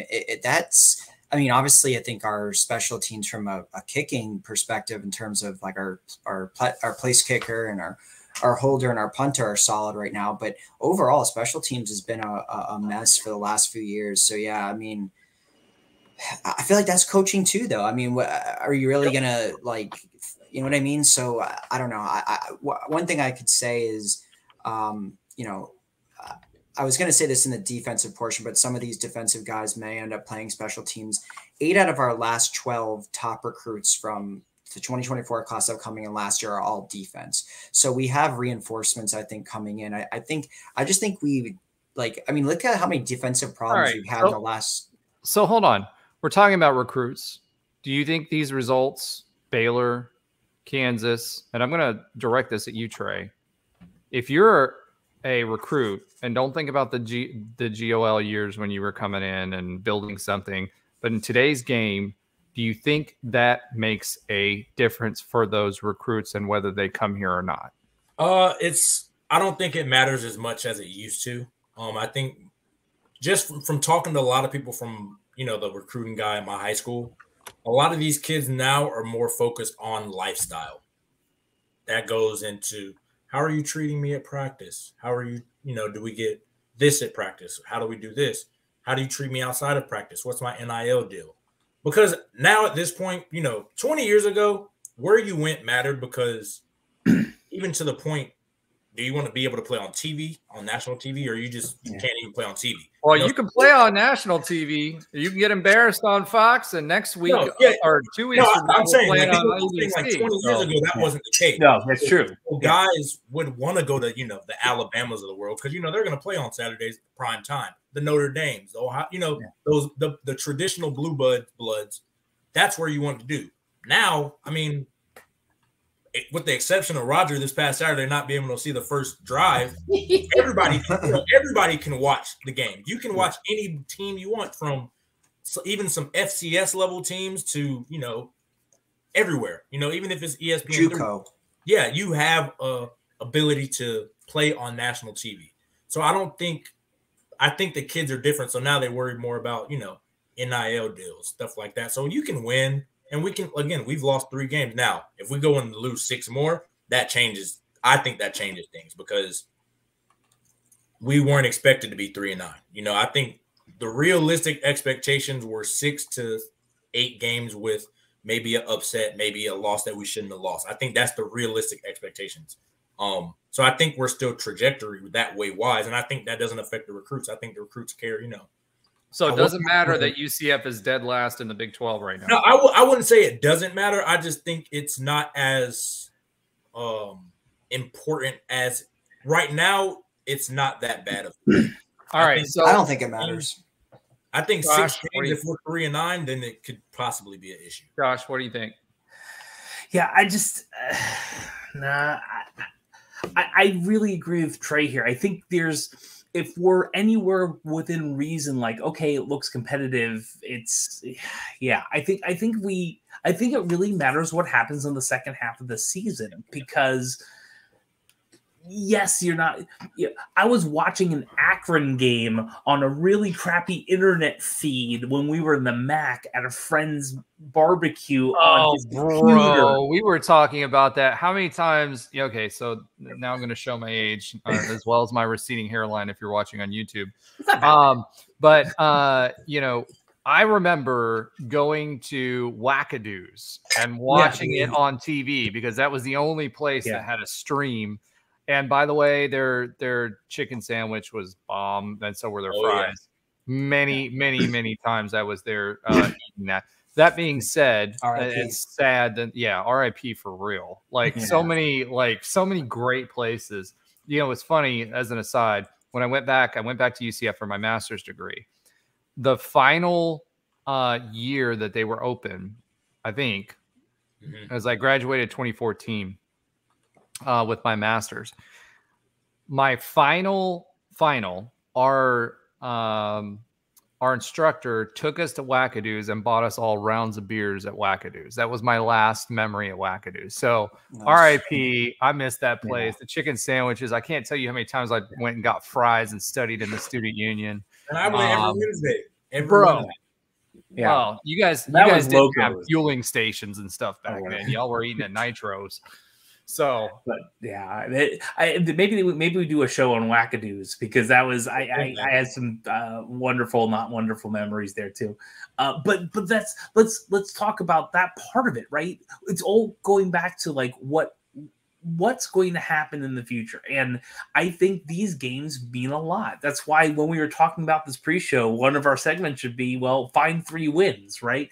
Because we forget the. All right, who's your 3 wins, Josh? Find 3 wins. Find 3 wins. And I'm going to put you on center stage, so you're really feeling the heat because you brought this up. Sure. Find 3 wins. There's a reason I had a pause there. We're making you the grilled chicken sandwich of the show this time. Yeah, it's all good. So I think Houston's a win. I do think Houston is going to be a win. They just, who knows? I don't know how long Holgrenson will be there, but I think that's a win, right? Longer than his hairline lasted. Okay, let's keep going. So I think that's a win. I think Oklahoma's. I can't do that. I was going to say, oh my gosh. No. Hey, hold on now. I am actually hyped up for Oklahoma. I am. I think we get in Dylan's head. I think in Dylan's head. I really do. Okay. I'm pretty good under pressure against Texas last week. This is next. Listen. That for next week's one segment. game. So I'm thinking Houston and one of the last 5. So I actually think Houston is a win. I think West Virginia. No. I think Oklahoma State can be a win. All right, that's 3. I think our 3 home games. We have to win our 3 home games. I don't think we're winning at Cincinnati. I don't think we're winning at Texas Tech, and maybe Texas Tech, because they've been 96% at home since since we had that season that Trey was there. Yeah. But I think we need to win our home games. And honestly, Kent and Villanova, whatever. Baylor's we should have won Baylor. Yes, I don't think that's going to happen again. All right, Josh, hold on. Because we're getting to an hour and 28, so I want to move. We're still yelling at clouds with Trey. So, Alan, what do you think? On what games you win or what? The 3 games. Find 3 games. I think we beat Houston. I think we beat. I'm feeling. I want to say West Virginia. I just feel like homecoming. We usually always win on homecoming. I think we're going to be fired up for the game. I think Houston, West Virginia, and Cincinnati. That's what I think. I don't think we beat Texas Tech. I don't think we beat Oklahoma, obviously. And I don't know. I have this weird feeling Oklahoma State's going to beat us, even though they don't look that good. They just feel like a team that's weird. They just win random game. They've always done this. I remember a year they beat Oklahoma and we're but that was Gus too. I mean, come on. What? Winning random games. That's true. That is very Gus. So, well, that's why I have those are my 3 random games. Those are 3 Gus random wins right there. All right, the random games of the week. All right, Trey, what do you think? I think we beat Houston. That's the only game that I think we can. All right, wow, Trey. Wow. Okay, yeah. I'm going to take you off the screen. Not wrong. You're gonna depress Night Nation.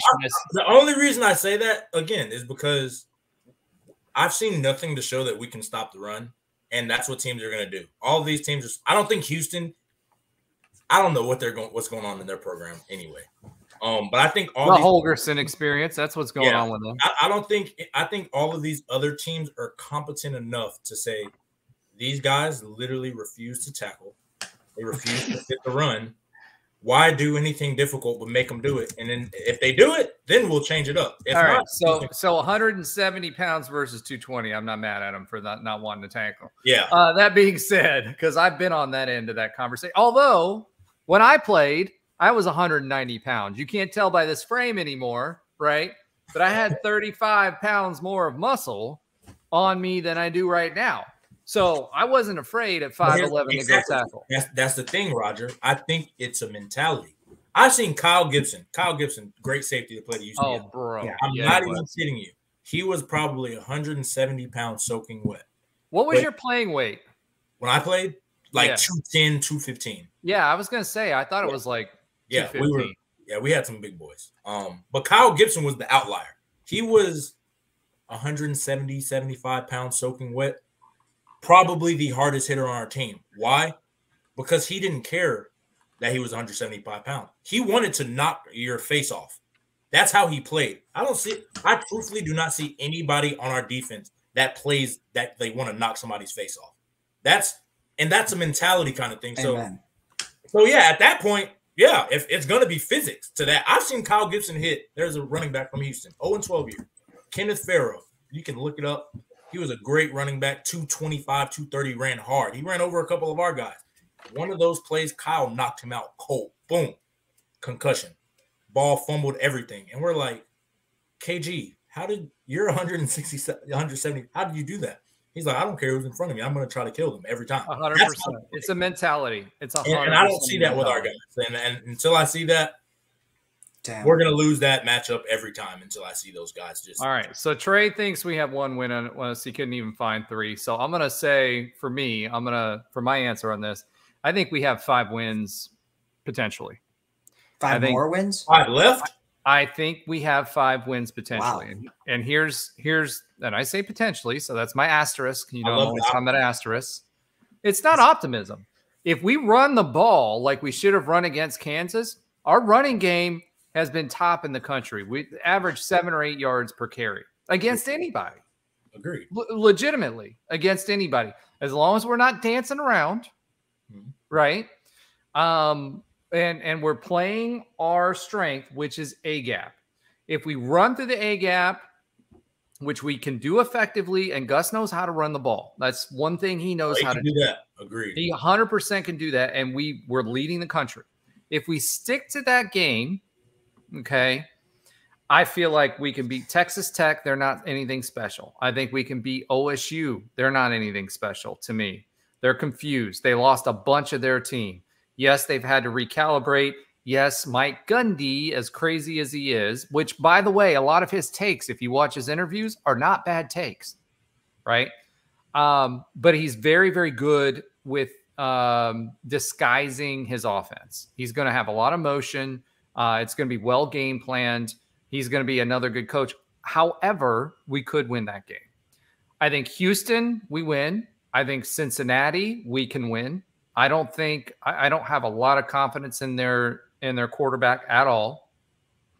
So you're saying Oklahoma is the only potential loss, or that's the only one you're saying that is definitely a loss? I just said a few minutes ago that I didn't think that was necessarily even a loss. If we score early, we get in DG's head.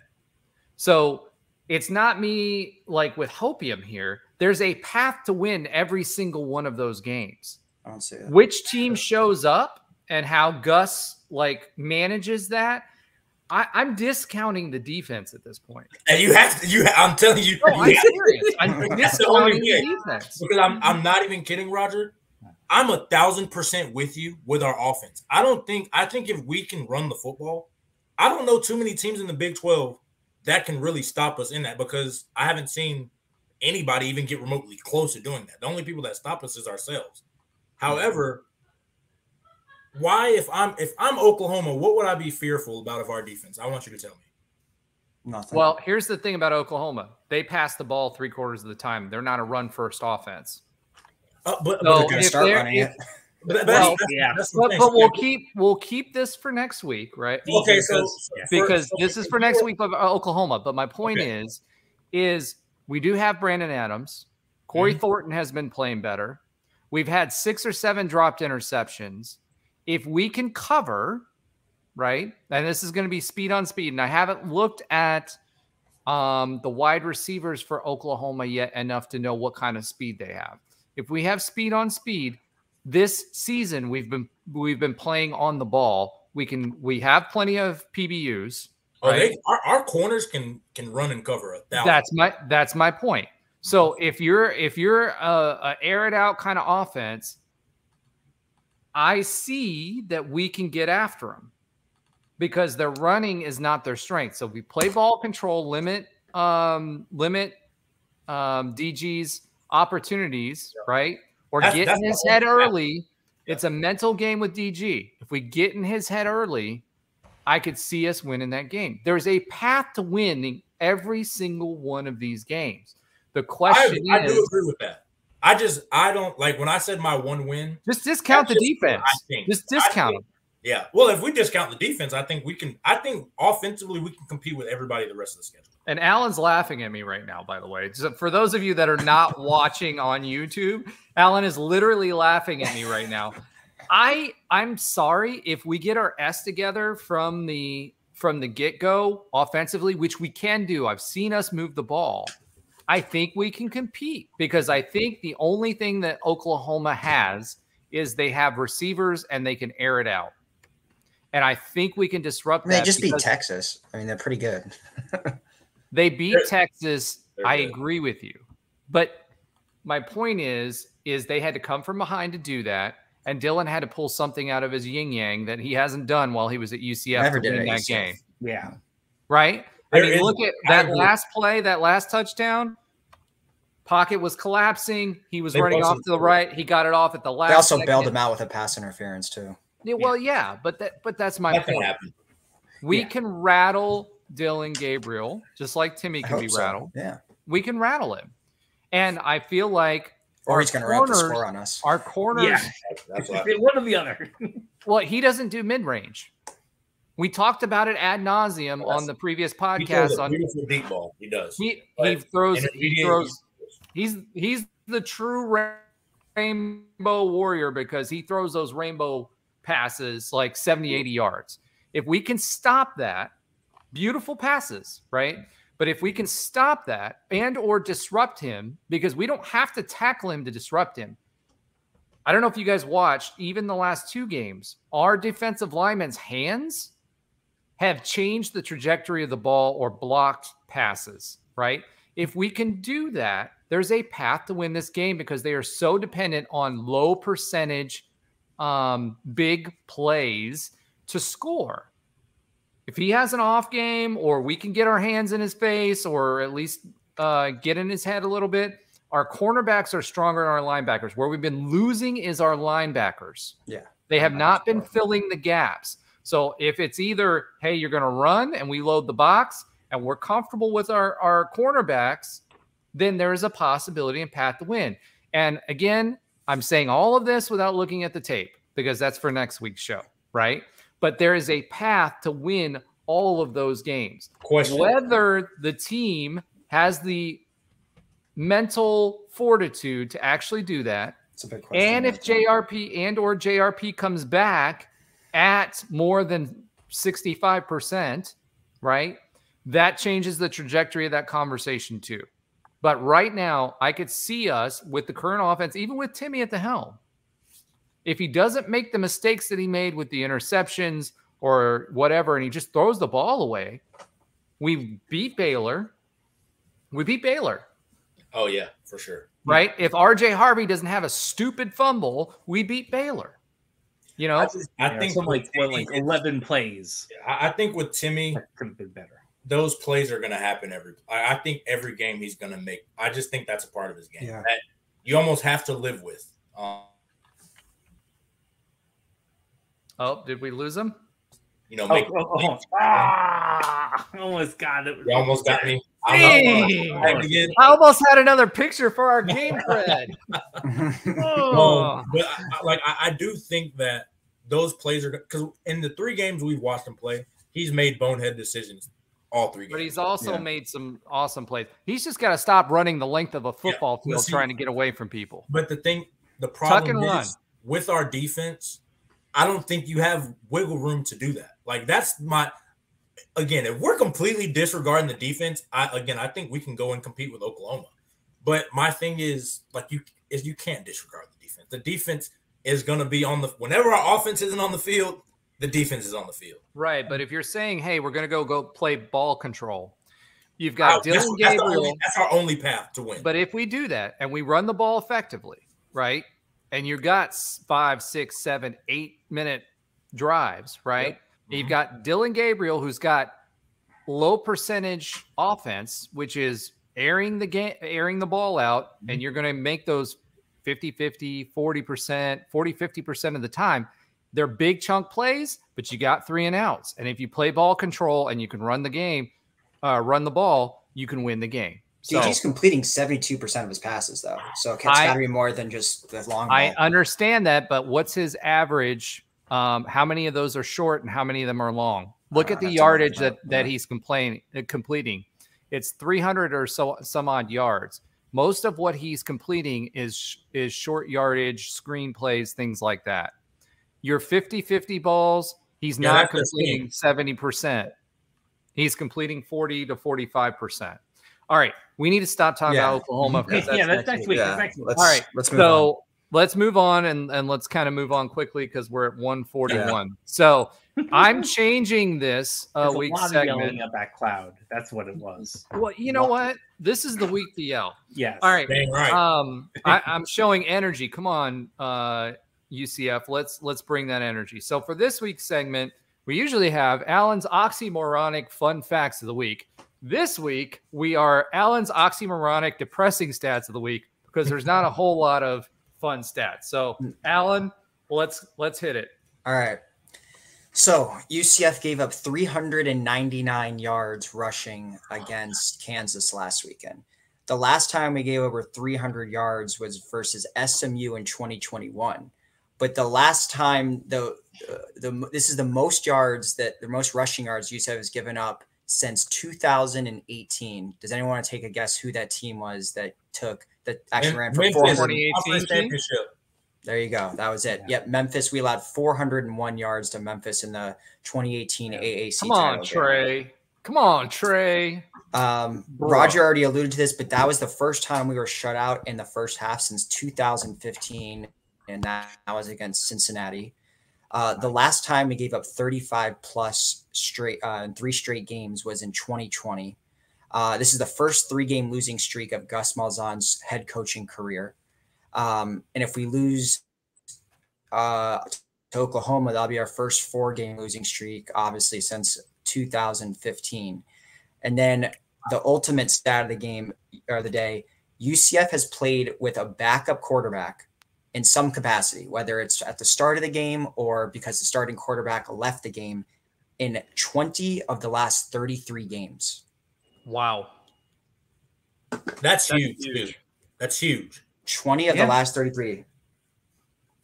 So we're talking. Right. Do you have any good stats?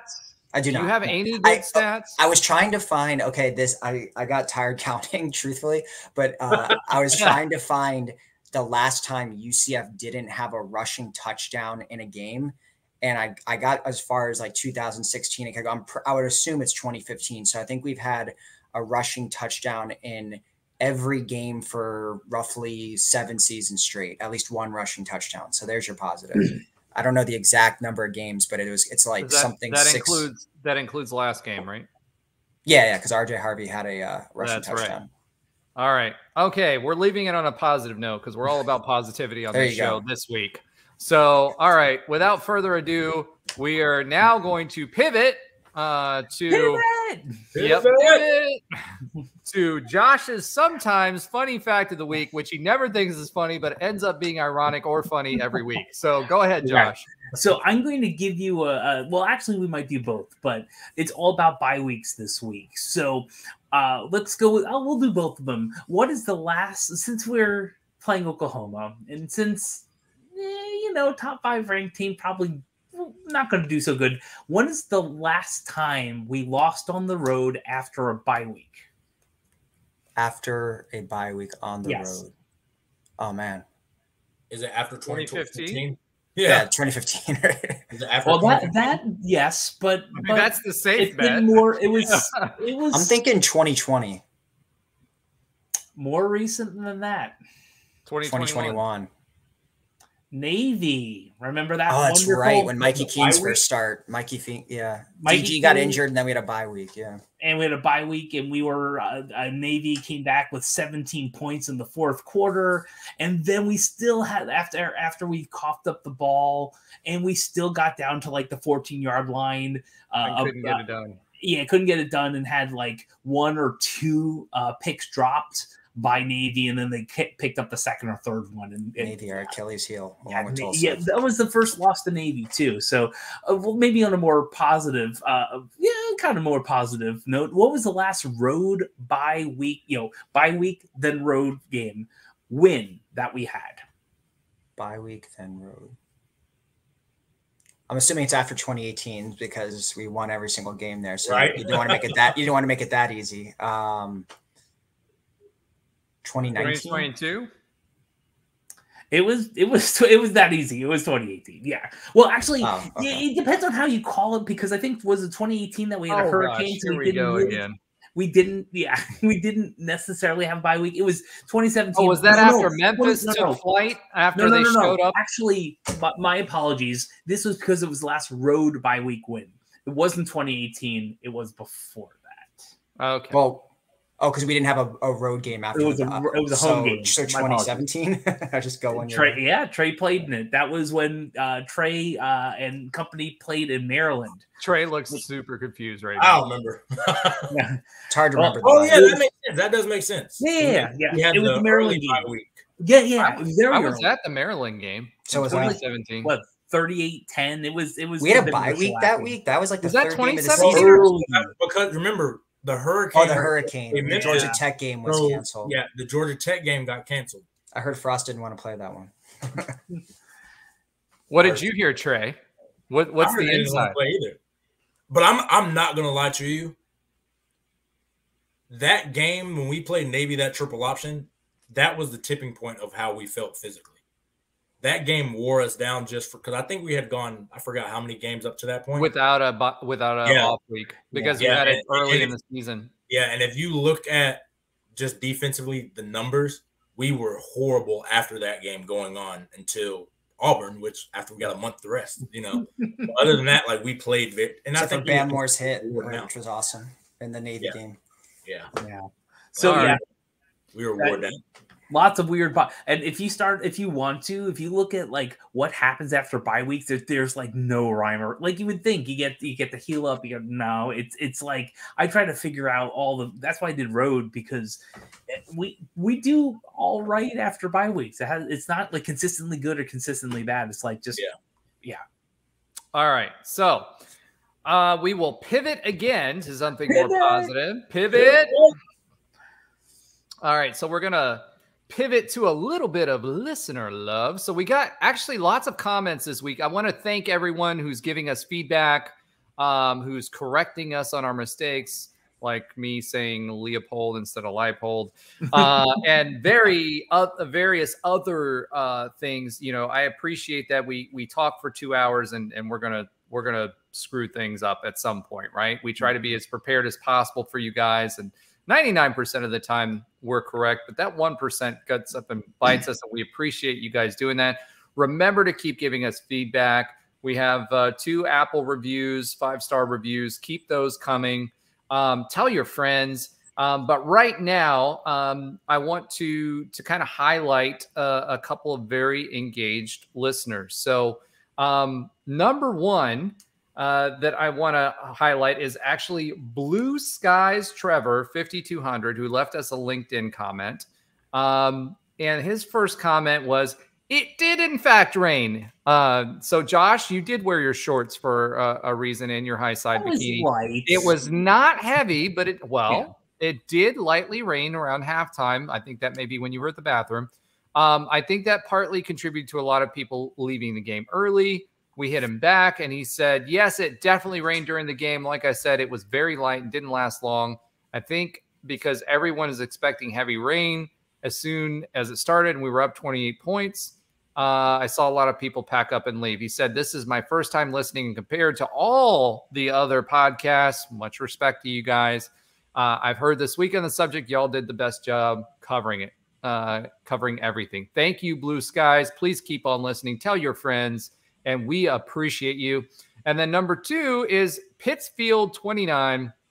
He says, in regard to both to depth, don't look at stars, look at P5 experience. KSU brought back 4 of the 5 players from the Big 12 O-line in 2022. And some of their players have been in their system for 6 years. That was also true for Kansas.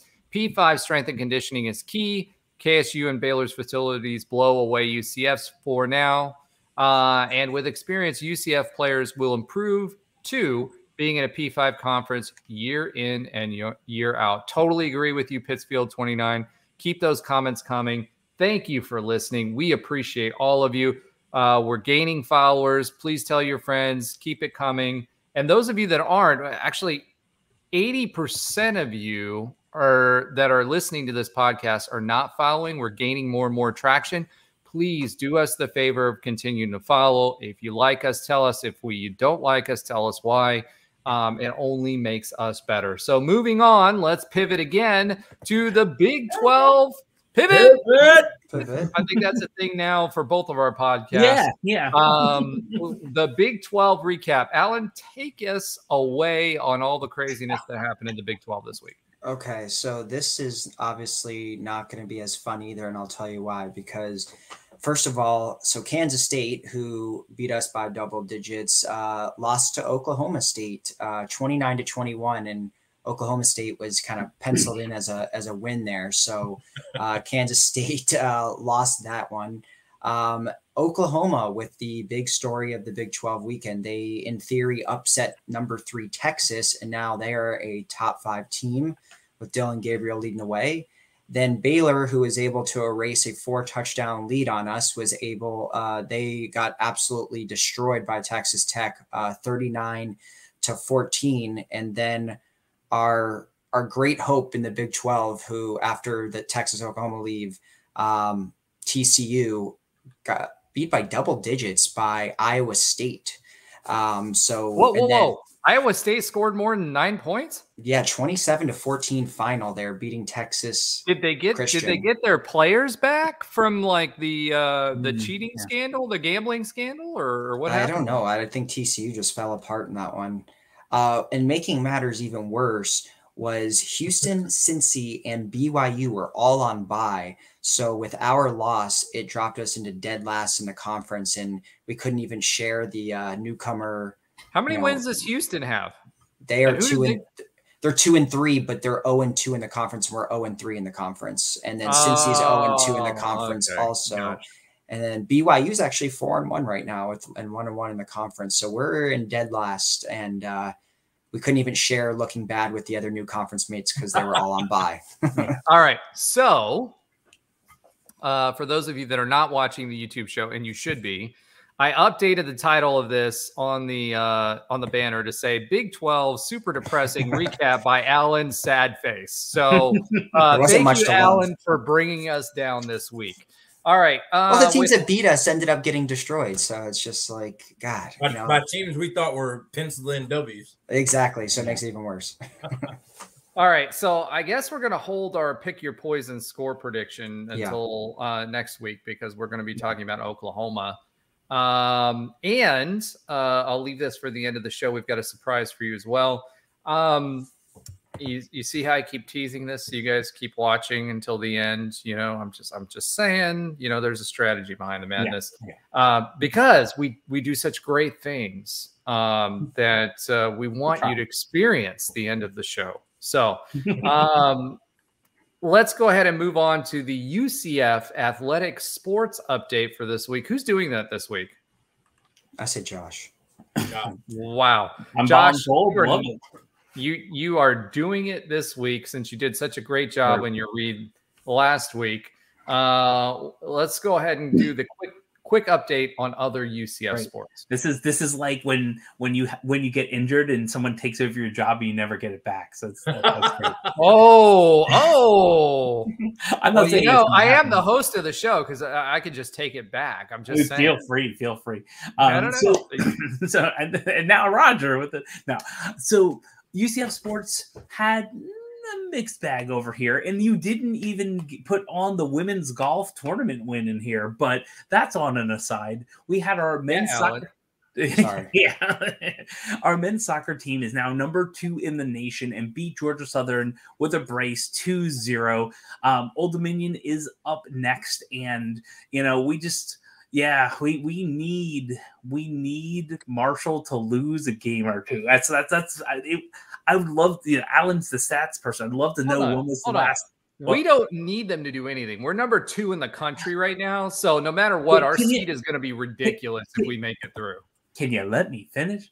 I need Alan to get on the stats so we can figure out if we've ever had a number 1 team in any of these we sports. Haven't.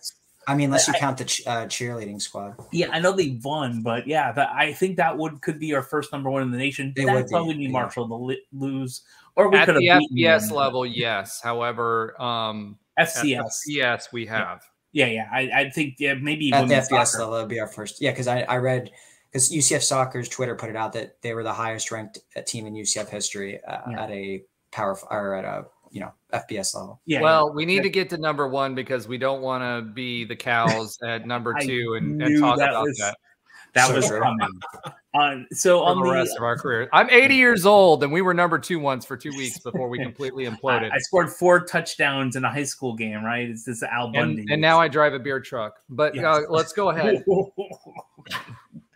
All right, UCF women's soccer is unfortunately on a 2-game losing streak. They lost to Texas 3-1, and they lost to Baylor 2-1. Baylor, that was a late, 8 minutes left. It was 1-1, and just couldn't fight back. So they're going to be, there's some games coming up next week. Of course, Alan also didn't put that on the copy, so I'm sure they're going to come back with a win sometime soon. Alan, see, Alan, you're out. I do the copy, right? And I did the copy when I was doing it. I did the copy for last week, and he just killed it. So what's happening right now is Alan's being called out live. What did I not put in there? Coming up next? Who they're playing next? You always put in. Listen, if you want me to take over the segment, I'll source all the data too. Well, I don't mind doing. You're welcome to. I don't mind doing that. No, it's not like a salt shaking going on right now. Salt that. I don't know anything about these other UCF teams, so feel free to. Yeah, no, it's absolutely that's absolutely fine. Someone's going to probably throw it in the chat while I'm going, but we have one of our other sports that's doing really, really well, which is UCF women's volleyball's number 28. They're now 14-2. They defeated Texas Tech 3-0, and West Virginia University is up next with no date there, and you probably know why. All right, so hold on. Let's pause that for a second. Okay. UCF's in a conference with 6 other ranked top 25 volleyball teams. Yeah. Why are we number 28 at 14-2? Agreed. It's the system, man. It's the volleyball. The volleyball gods, if you will, want to smite us and keep us down. I don't know. I think that's 100% correct. Okay. That was kind of a rhetorical question, Josh. I didn't actually want you to have to explain the crazy voters because you can't. I mean, honestly speaking, you're 14-2 in a power conference with 6 other ranked teams. There's no reason this team at 14-2 should be number 28 in the country. They should at least be in the top 25. For real. That's just my personal opinion. And just in case the listeners are up for more UCF women's soccer, on the 12th is senior night versus Texas Tech here in Orlando, and on the 15th this Sunday, if you want to get your Skyline chili, you can go up to Cincinnati and watch UCF fight the Bearcats of Cincy. I will tell you this. I do miss my Skyline and my Gold Star chili. For those of you that don't know, the reason I am Night Bengal is because my whole side of the family is in Cincinnati. Rheingeist Brewery. Check it out, guys. And Jeff, I don't remember why I can't remember the last name. Jeff something Steakhouse is also very, very good as well. Okay, so now that we've got all of that done, we are at the 2 hour mark without having talked about Oklahoma, sort of. Woo. Right? Because we didn't really preview it officially, but we kind of started to preview it. I've got to go watch some tape this week. So kind of, that teaser that I've been talking about. Next week, obviously, we have the bye.